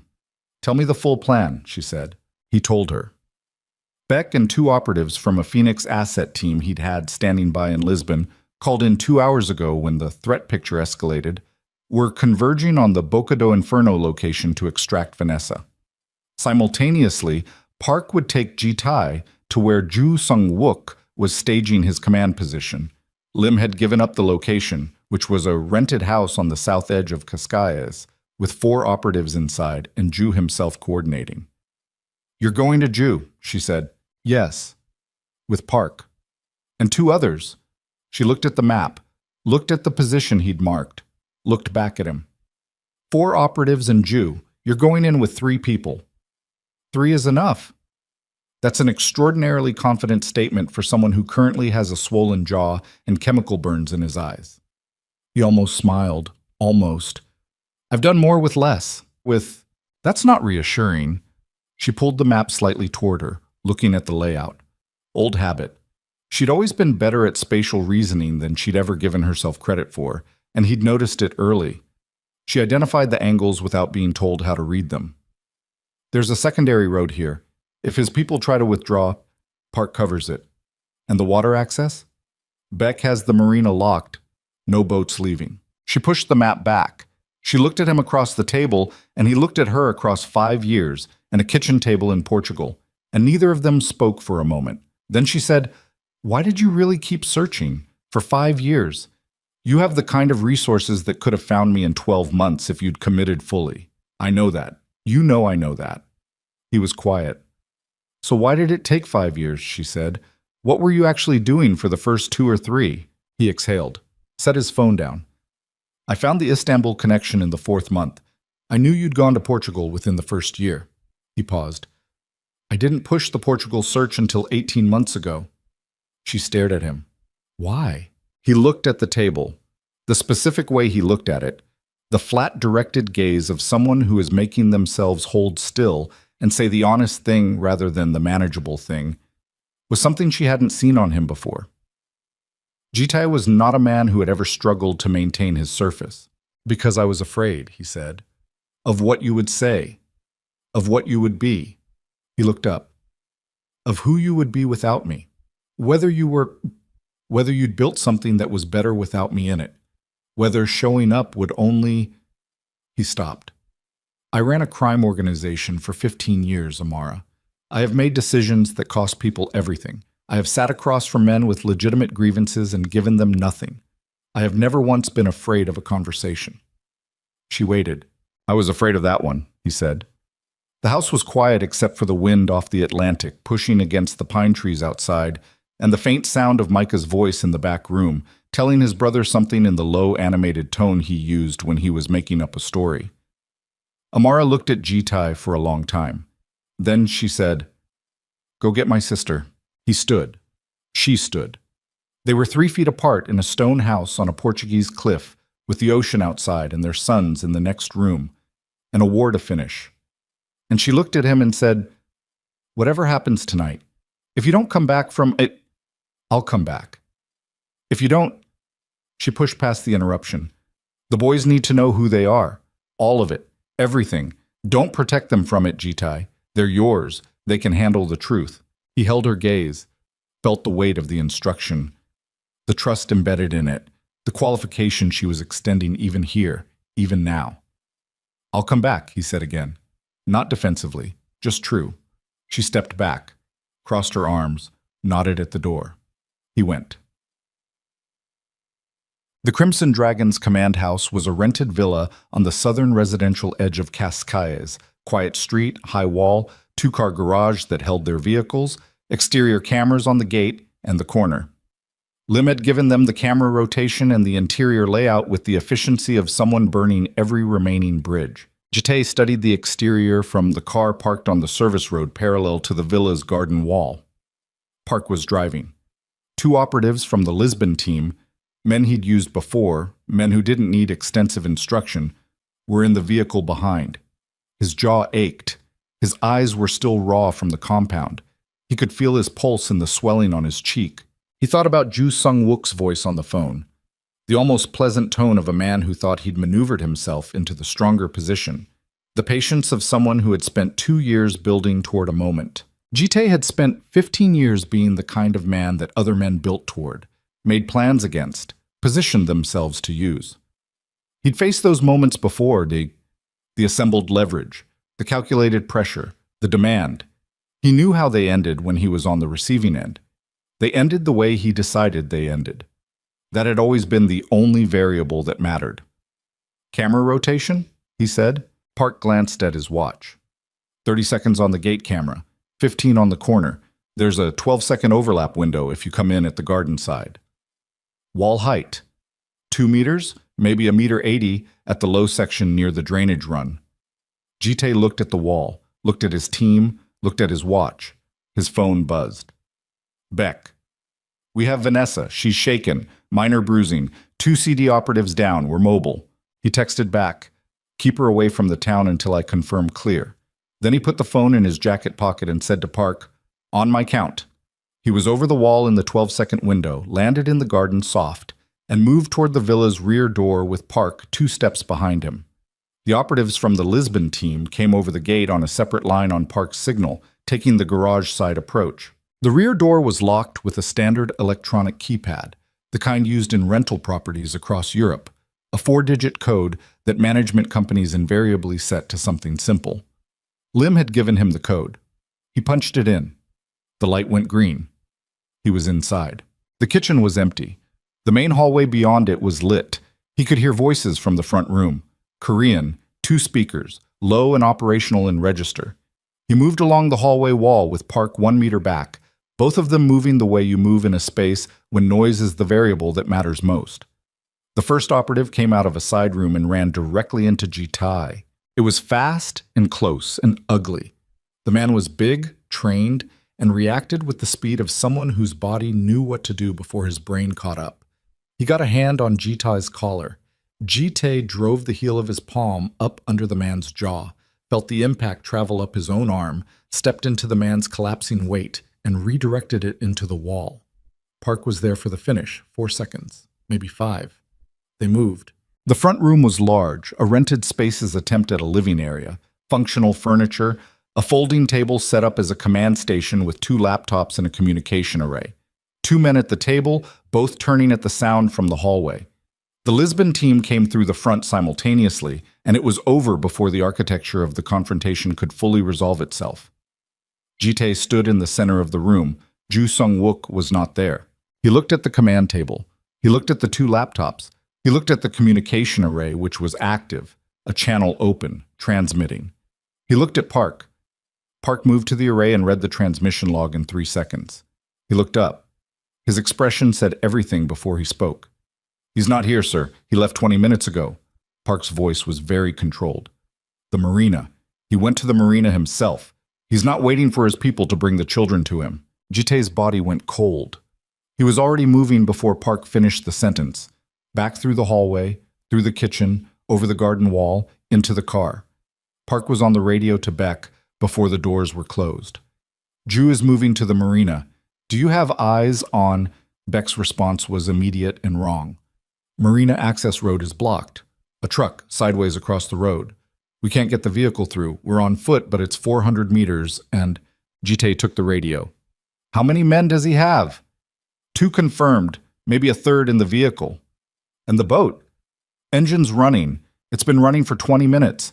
They were ready to go whether or not they had the children. It's a pickup, not a—" Beek paused. "He's going to take whoever he can get. If the children aren't available, he takes the woman. Vanessa Brooks. We pulled her 2 kilometers east, but she knows about the marina. She's trying to—" Static. Then Beek's voice, sharp. "She ran. Vanessa Brooks got out of our vehicle and she's running toward the marina on foot. She heard Ju's name on the radio and she—" Jite looked at Park. Park was already driving, the car moving fast through the residential streets toward the coast. "Why would she run toward him?" Park said. It wasn't rhetorical. He genuinely didn't understand. Jite thought about Vanessa Brooks. He thought about the text. "We have Vanessa Brooks." He thought about Lim saying they already knew. 18 months of files. He thought about the smile Amara had described, the deliberate smile, the smile of someone who wanted to be seen. He thought about a woman who had flown to Portugal to find a sister who had spent 5 years hiding from the world, and the particular kind of person who would do that without being asked and without permission. He thought about what Lim had known, what 18 months of files contained, what Ju Sung-wook would know about the Brooks family that Ji-tae himself had never thought to look at. He said, very quietly, "How long has Vanessa been in Portugal?" Park checked his phone. Baek's first sighting of her was 4 days ago. 4 days? The same window as the Crimson Dragon's initial arrival. Ji-tae pressed 2 fingers against his mouth and thought about that for the 3 seconds he could afford to spend on it. Then, Park. When Lim gave CD the intelligence about Amara, about the boys, about the family, he kept his voice flat. Did she give them Vanessa's contact information? Park was driving. He didn't answer immediately. Park. The files would have included it. Standard family background on the primary target always includes, "How long would it take," Ji-tae said, "for an organization that wanted leverage over me, that had 18 months of files and unlimited budget, to identify a woman who had deep unresolved issues with her sister, who had already demonstrated she was willing to act destructively within that relationship?" He paused. How long to find her? Approach her, offer her something. The car went over a speed bump and the coastal road opened up ahead of them, the marina lights visible now a kilometer out. Park said slowly, "What are you saying?" "I'm saying Vanessa Brooks didn't accidentally find Cascais," as Ji-tae said. "I'm saying the Crimson Dragon reached out to her before she came. I'm saying she wasn't abducted from this town. She came here already knowing they were here. And at some point in the last 4 days, the arrangement she thought she had with them changed without her consent into something she hadn't agreed to and couldn't get out of." The car hit the marina access road and the headlights swept across the blocked truck. A heavy rental, positioned with precision across the full width of the road, no way through. Park braked hard. Ji-tae was out of the door before the car finished stopping, moving along the road shoulder at a run, the Atlantic wind hitting him full in the face, salt and cold in the distant engine sound of a boat that was not yet gone. He could see the marina lights. He could see the dock. He could see 2 figures on the main pier moving fast toward a vessel at the far end. One was Ju Sung-wook. The build matched the photographs. The way he moved matched the profile of a man who was used to other people managing the physical work while he directed. The other figure was smaller, female, being moved rather than moving voluntarily, which told Ji-tae that whatever arrangement Vanessa had believed she had was now fully dissolved. He ran. Behind him, he could hear Park on the radio, hear Baek's team coming up from the east on foot, hear the operational pieces converging with the particular ragged urgency of a plan that had been overtaken by events and was now running on instinct and proximity. The pier was 200 meters of open dock. No cover. Ji-tae covered the first 100 at a sprint before Ju's remaining operative on the dock saw him and moved to intercept. The man was between Ji-tae and the boat, and he came forward with the confidence of someone who had handled this kind of situation before and expected to handle it the same way. Ji-tae didn't slow down. He hit the man at full speed and they went off the edge of the dock together, into the black water of the marina, and the cold was a physical shock. The Atlantic in spring, the kind of cold that doesn't ask permission, that takes the breath before the mind can prepare for it. They went under and Ji-tae oriented himself by the dock light above and came back up with the man's collar in his fist and drove the back of his head against the dock piling once, definitively, and let him go. He pulled himself back up onto the dock. Soaking, gasping, moving, Ju had reached the boat. He was pushing Vanessa ahead of him. She was fighting, which Ji-tae noted with something that was not admiration exactly, but was adjacent to it, clawing at his arm, trying to twist away, not succeeding, but not stopping either. Ju had a hand in her collar and a gun in his other hand, which changed the geometry of everything. Ji-tae stopped 10 meters from the boat. Joe looked at him. Whatever he'd expected Ji-tae to look like at the end of this evening, wet, bleeding from a cut above his ear where the dock had caught him going in, jaw swollen, eyes still red from the chemical agent. This was apparently it, because something shifted in his expression. Not fear. The recalibration of a man who had run the numbers and was running them again. "Mr. Kang," Ju said. He had Vanessa pulled against him, the gun at a position that was unambiguous. "You're more persistent than I expected." Ji-tae said nothing. He was breathing hard. He was looking at the gun and at Ju's hand on Vanessa and at the boat, which had one man visible in the wheelhouse and possibly one more below. Vanessa looked at Ji Tai. Her face was a wreck. She'd been crying or had been crying and had stopped, and the stopping looked like it had cost her something. There was bruising at her jaw. One eye was swollen at the corner. She looked at Ji Tai with an expression he hadn't expected and couldn't immediately name. Not relief, not quite, but the look of someone who has run out of bad options and is now looking at the least bad one and making their peace with it. "I didn't know," she said. Her voice was raw. "About the kids. About what they were going to—" She stopped. "I thought they just wanted information. I thought—" "Vanessa." He said her name quietly. Not kindly, not unkindly, just stopping the sentence. "I know." Joe's jaw tightened, touching. "Step back, Mr. Kang. You have no play here. The woman is my exit, and my insurance, and you are standing on a dock with no weapon, and your people are 3 minutes away at best." He moved slightly, edging toward the boat. "Back up. Let me leave. Tomorrow we talk about what an accommodation between our organizations might look like. And everyone," Jite said, "your people in the house are in custody. Your marina approach is covered from the east. You have one man in the wheelhouse and no crew below. I can see the lighting pattern, and you're running light for a fast exit, not a long one, which means this boat goes maybe 40 kilometers before it needs to dock somewhere you'll be waiting." He said it without pausing, without emphasis, just information. "You have nowhere to go, Ju. You have a gun and a woman who has already decided she's not cooperating, which makes her not a hostage, which makes her a liability in your hand." Joe was still. He was thinking. Jite could see him thinking, could see the calculation running, and he pressed into the window before it closed. "Put the gun down," Jite said. "Walk away from the boat. I'll give you a 12-hour window to get out of Portugal before I make calls that will close every exit on the continent. That's the offer. It expires when my people reach this dock." He could hear Beck's team now, footsteps on the dock planking, coming fast from the east. 60 seconds. Maybe less. Ju looked at him. He looked at Vanessa, who was looking at the water with the particular expression of someone weighing options. He looked at the boat. He let go of Vanessa's collar. She moved immediately. 3 steps sideways, away from him, and she didn't run. She just moved out of the geometry and stopped, which was the right instinct, and Jite noted it. Joe set the gun on the dock. Slowly, deliberately, the gesture of a man who was choosing to lose this engagement and had already started thinking about the next one.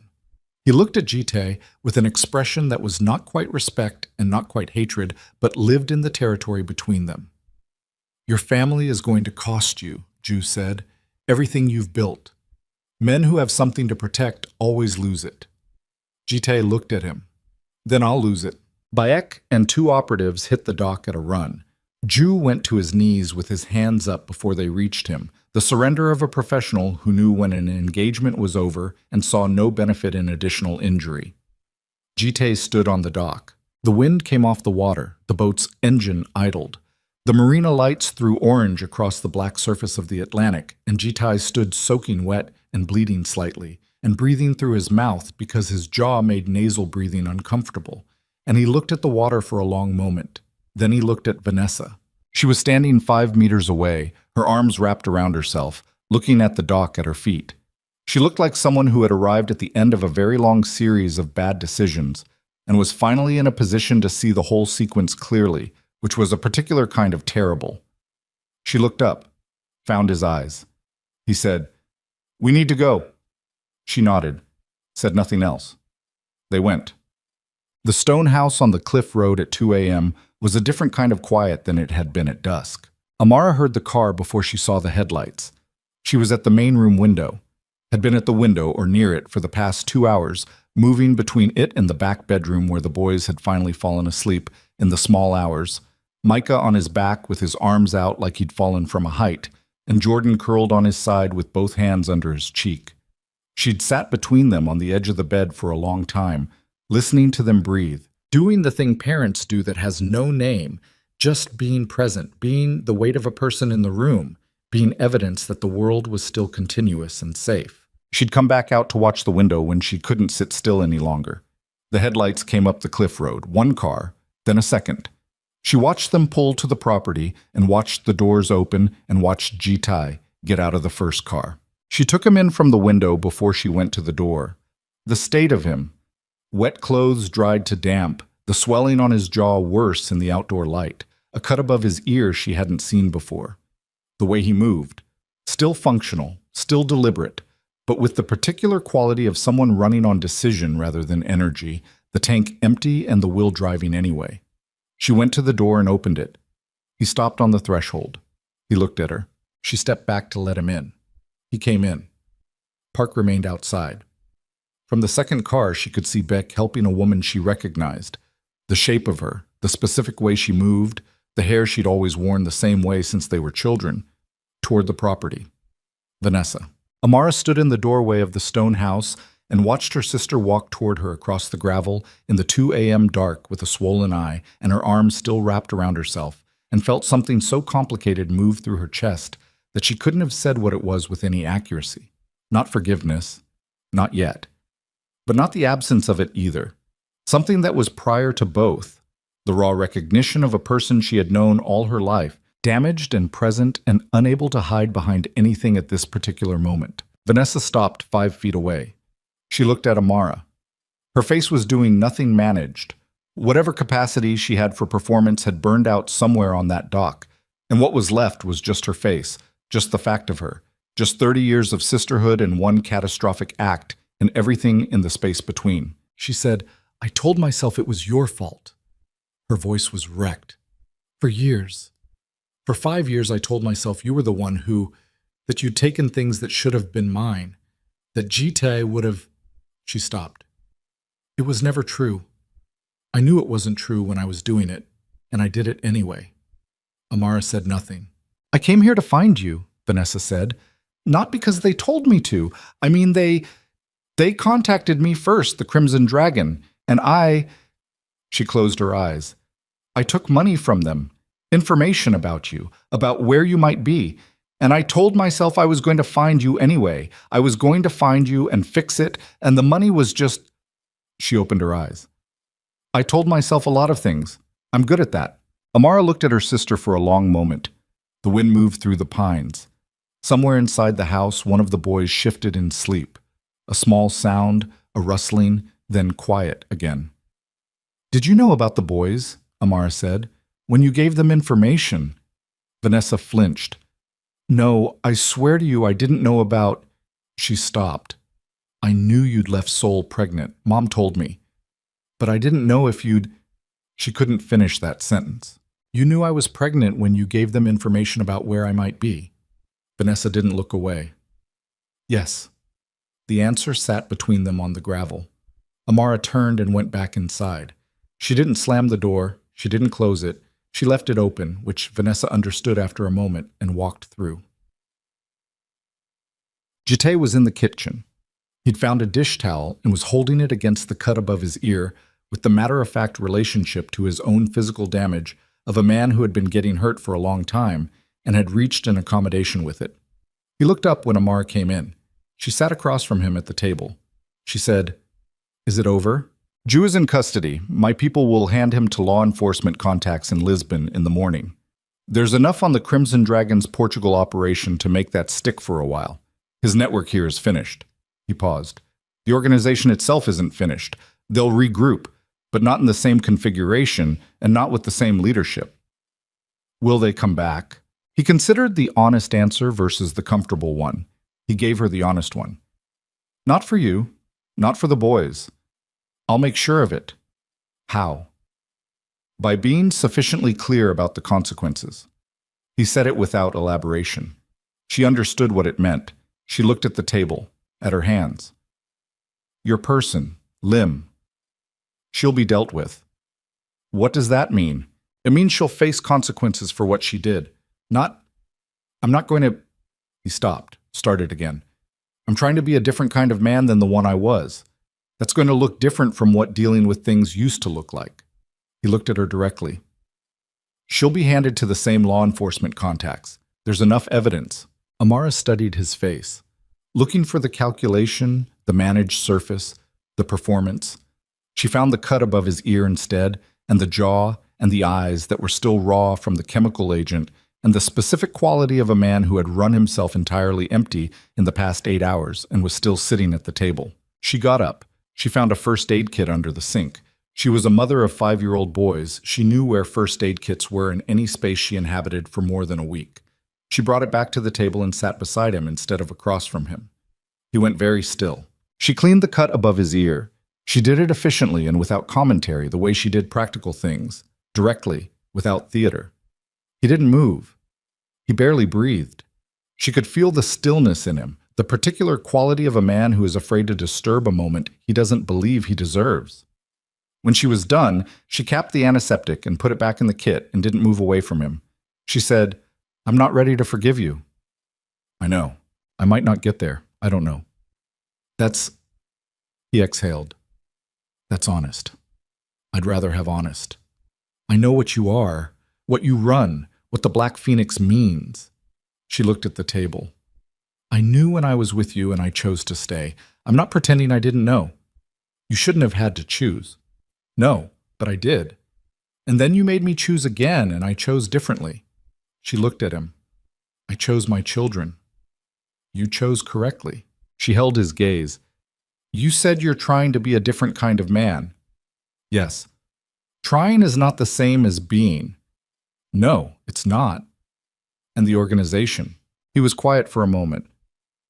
"I've been, over the past 18 months, before any of this, I've been working on a transition, legitimate business holdings, the pharmaceutical distribution network, the tech investments.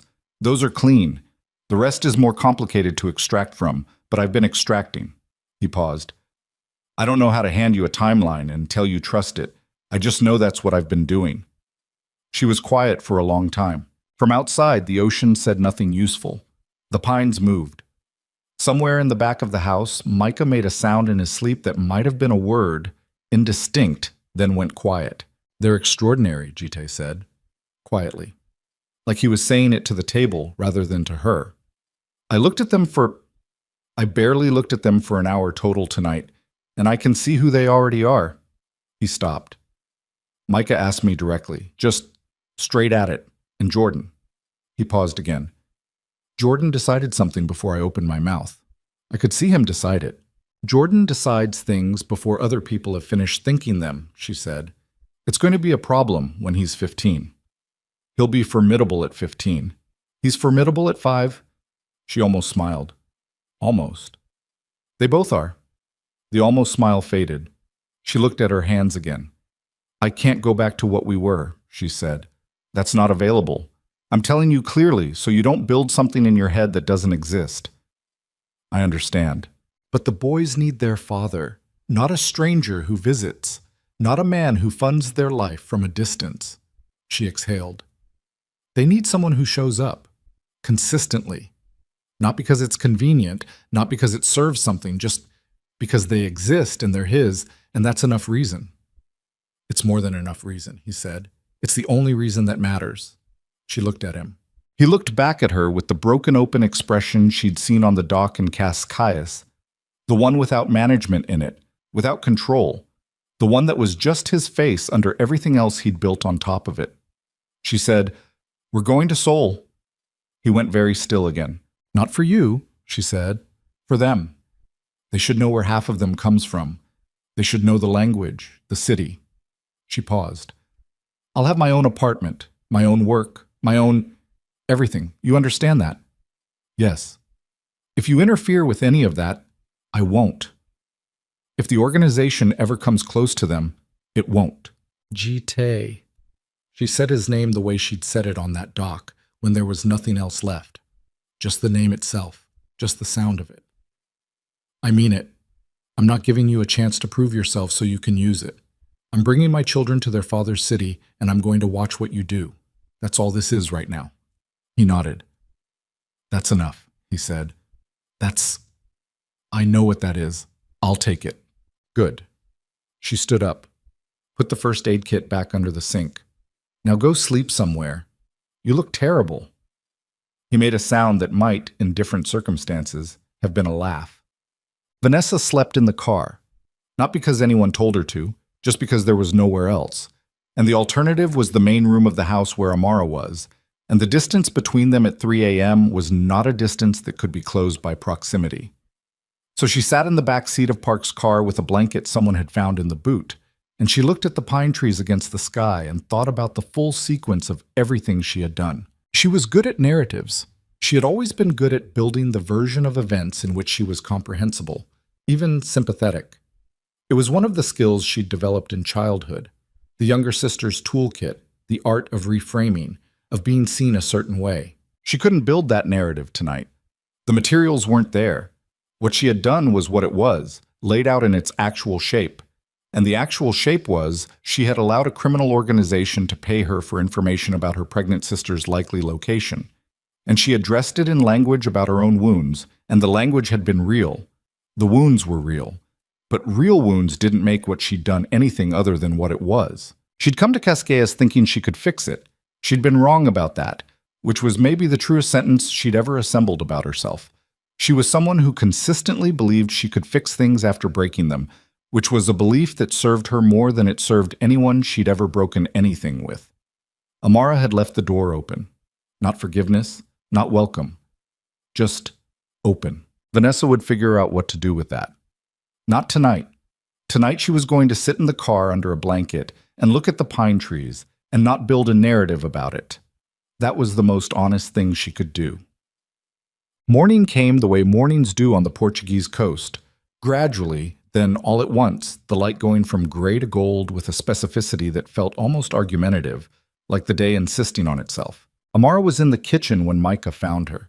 He came in with his hair from sleep and his school shirt. He'd slept in it. And he went directly to the window and looked out at the cliff and the ocean below it with the expression of someone determining whether the new location was acceptable. He decided it was. He looked at his mother. "Is the bad stuff over?" "Yes," she said. "Is Dad still here?" She paused. "He's outside." Micah nodded like this was filed and processed. He poured himself a glass of water. He could reach the tap now, which was a recent development he was still clearly pleased about, and drank it and put the glass in the sink. Then he went outside. Amara watched through the window. Jite was at the property's low stone wall at the cliff edge, looking at the ocean. He'd found a dry shirt from somewhere, possibly the emergency kit in the car, and the morning light was doing no favors for the damage on his face, the swelling now fully developed, the cut above his ear covered with the dressing she'd put there. Micah walked up and stood beside him at the wall. They stood there together looking at the ocean, this man and this boy, for a long moment. Then Micah said something she couldn't hear through the glass. Jite looked down at him, listened, said something back. Micah nodded, said something else. Jite reached down and put his hand on the back of Micah's head, briefly, carefully, the gesture of someone who was not certain of his welcome and was not taking more than he was given. Micah leaned into it slightly, just slightly. Jordan appeared at Amara's elbow. She hadn't heard him come in. He was looking through the window at the same scene, with that specific quality of attention he brought to everything. "I knew," Jordan said. She looked at him. "What did you know?" "That he would come." He watched his father and his brother at the wall. "I saw him at school, and I knew he was ours." He said it simply, the way he said everything, not performing certainty, just reporting it. "I told Micah, but Micah said I was being weird." Micah says that a lot. "Because I am, sometimes." He looked up at her. "Are we going somewhere new?"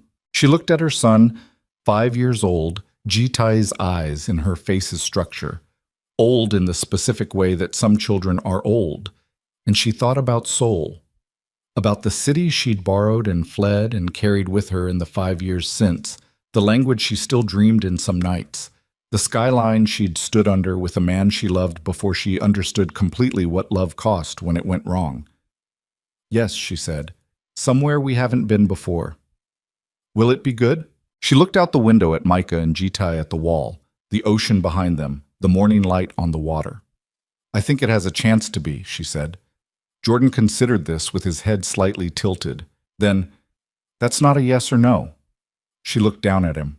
"No," she said. "It's not." but it's honest. He nodded, accepting this the same way his brother had accepted the same formulation the night before, and went to the window to watch his father and his brother and the Atlantic morning, and Amara stood beside him and did the same. 6 months later, Seoul. The apartment she'd chosen was on the 14th floor of a building in Mapo-gu, the same district she'd once lived in for 3 years, which was either irony or instinct. She'd stopped trying to categorize it. 2 bedrooms, a kitchen window that faced east, a small study where she'd set up the translation work again. The same work, the same early mornings, the same organizing of thought into language. But different now, the way everything was different without being unrecognizable. Ji-tae's apartment was 12 minutes away by car. He came 3 evenings a week, and Saturday mornings without fail, and when work kept him from Saturday, he called and explained and rescheduled. She'd been watching for the first missed commitment, the first convenience that outweighed consistency, the first sign that the pattern would erode the way patterns did. It hadn't come yet. She didn't tell him she was watching, she just watched. He took Micah to a taekwondo class on Thursdays. Micah had informed him in the second week that he wanted to learn to fight, and Ji-tae had said he'd arrange it with the matter-of-fact practicality of a man who had no anxiety about that particular request. He sat in the observation area for the full hour every week and watched his son learn to fall correctly before he learned to hit anything, which Micah found profoundly unjust, and Ji-tae told him was the actual first lesson. Jordan had decided he wanted to learn Korean. Not slowly, not in the incremental way of formal classes. He wanted immersion, wanted to understand the city around him, wanted to know what people were saying. Ji-tae hired a tutor, a young woman who came to the apartment on Tuesday and Friday afternoons. And within 6 weeks, Jordan was conducting full, simple conversations with the building's front desk staff, who found him remarkable and said so to his face, which he accepted without false modesty. Micah was learning too. He was just louder about being bad at it. Amara moved through Seoul with the particular orientation of a woman who had once known this city as someone else's and was now learning it as her own. She walked neighborhoods she hadn't walked before. She found a bookshop in Insadong she liked and went back to it. She found a coffee place near the university where she'd done most of her old work and sat in it on weekday mornings with her laptop and her current contracts, and nobody in the coffee place knew what her life was, which was exactly how she preferred it. She spoke to her mother twice a week. Her mother had come to visit in the 3rd month, spent a week sleeping on the couch in the study, cooked every meal with the devoted excess of someone who had carried guilt and was paying it down in food, and cried twice. Once when she saw the boys, and once when she was alone in the kitchen thinking she wasn't being heard. Amara had heard. She had let her cry. Then she'd gone in and said nothing, and put her hand on her mother's back, and her mother had said, "I'm sorry," and Amara had said, "I know," and that was the sum of it, which was enough. Vanessa was in Atlanta. They spoke on the phone once a month, not because Amara had forgiven her, not with that word yet, not with the clean architecture of resolution that the word implied, but because Vanessa called and Amara answered, and they talked about small things, careful things, the shallow end of a pool they were both standing at the edge of. Vanessa had gotten a job. Vanessa had been seeing a therapist. Vanessa said these things in the tone of someone reporting evidence rather than asking for credit. Amara listened. She didn't give credit yet, but she listened. That was its own thing. Ji-tae was in the process of a transition that had no clean completion date. He'd brought in a management team 18 months before any of this happened. Legitimate business people, people with no knowledge of the organization's original architecture, to consolidate the pharmaceutical and technology holdings into something that would survive him stepping back from the other things. He was stepping back. It was slow. There were men who'd served him for years who didn't understand it, and others who'd seen it coming and had already made their own arrangements. He managed all of it the same way he'd managed everything in his life, methodically, with patience, without announcing what he was doing until it was already done. He did not tell Amara the details. She hadn't asked for them, which he understood to mean she was giving him the space to do it without surveillance, which was a kind of trust, even if she'd never have called it that. He showed up on the evenings he said he would. He showed up on Saturday mornings without fail. He learned what his sons needed, which was different for each of them and changed as they grew, and he adjusted and he came back. He did not ask Amara for anything more than she was giving. He did not touch her unless she initiated it, which happened sometimes. Once in the kitchen when he was helping the boys with something, and she'd put her hand on his arm briefly and then removed it. Once at the door when he was leaving, and she'd looked at him for a long moment, and he'd looked back, and neither of them had said anything. He did not push. He understood that the thing between them, whatever it was becoming, was not a thing you could push. It was a thing you had to stand next to long enough for it to become real on its own terms. He was willing to stand next to it for as long as it took. One Saturday morning in the 4th month, Micah said, at the breakfast table, Jitai had joined uninvited in the specific way Micah had developed of making the invitation implicit and therefore unnecessary. "Are you going to live with us?" Amara looked at her coffee. Jitai looked at Micah, then at Jordan, who was eating his rice with focused efficiency and not looking at anyone, which meant he was listening harder than anyone. "Not yet," Jitai said. "But maybe." "Maybe, if your mother decides that's what she wants." Micah looked at Amara. "Mom, do you want that?" She looked up from her coffee. She looked at her son, who had his father's eyes and her complete inability to pretend a question hadn't been asked. She looked at Jitai, who was looking at the table with that quality of deliberate stillness. She said, "I'm thinking about it." Micah appeared to find this satisfactory. He returned to his breakfast. Jordan looked up from his rice. He looked at Jitai. He looked at his mother. He looked at Jitai again. He said, in Korean, careful, still learning, but clear, "She's not saying no." Jitai looked at this boy, this precise, watchful, impossible boy, and felt something in his chest that had no name in any of the languages he spoke, something that was beyond gratitude and beyond love, and was instead the specific, terrible, extraordinary weight of having something to lose and knowing you would spend the rest of your life making sure you didn't. He said, in Korean, back to his son, "I know, I heard her." Jordan nodded, returned to his rice. Amara looked at Jitai across the table. He looked back at her. Outside the kitchen window, Seoul moved and breathed under the winter morning sky, the city going about its own enormous life, indifferent to the particular people at this particular table, which was appropriate, which was how it should be. Some things were too quiet and too real to need the city's attention. She hadn't said yes. She hadn't said no. Between those two things was everything. All the work still to be done, all the trust still to be rebuilt stone by slow stone, all the mornings ahead, all the school events and dinner tables and doorway moments that would either accumulate into something solid or they wouldn't. She hadn't said no. That was how it began again. Not with a grand declaration. Not with the erasure of everything that had happened. With a woman looking at a man across a kitchen table and deciding, for today, that the door was still open. That was enough. For now, that was more than enough.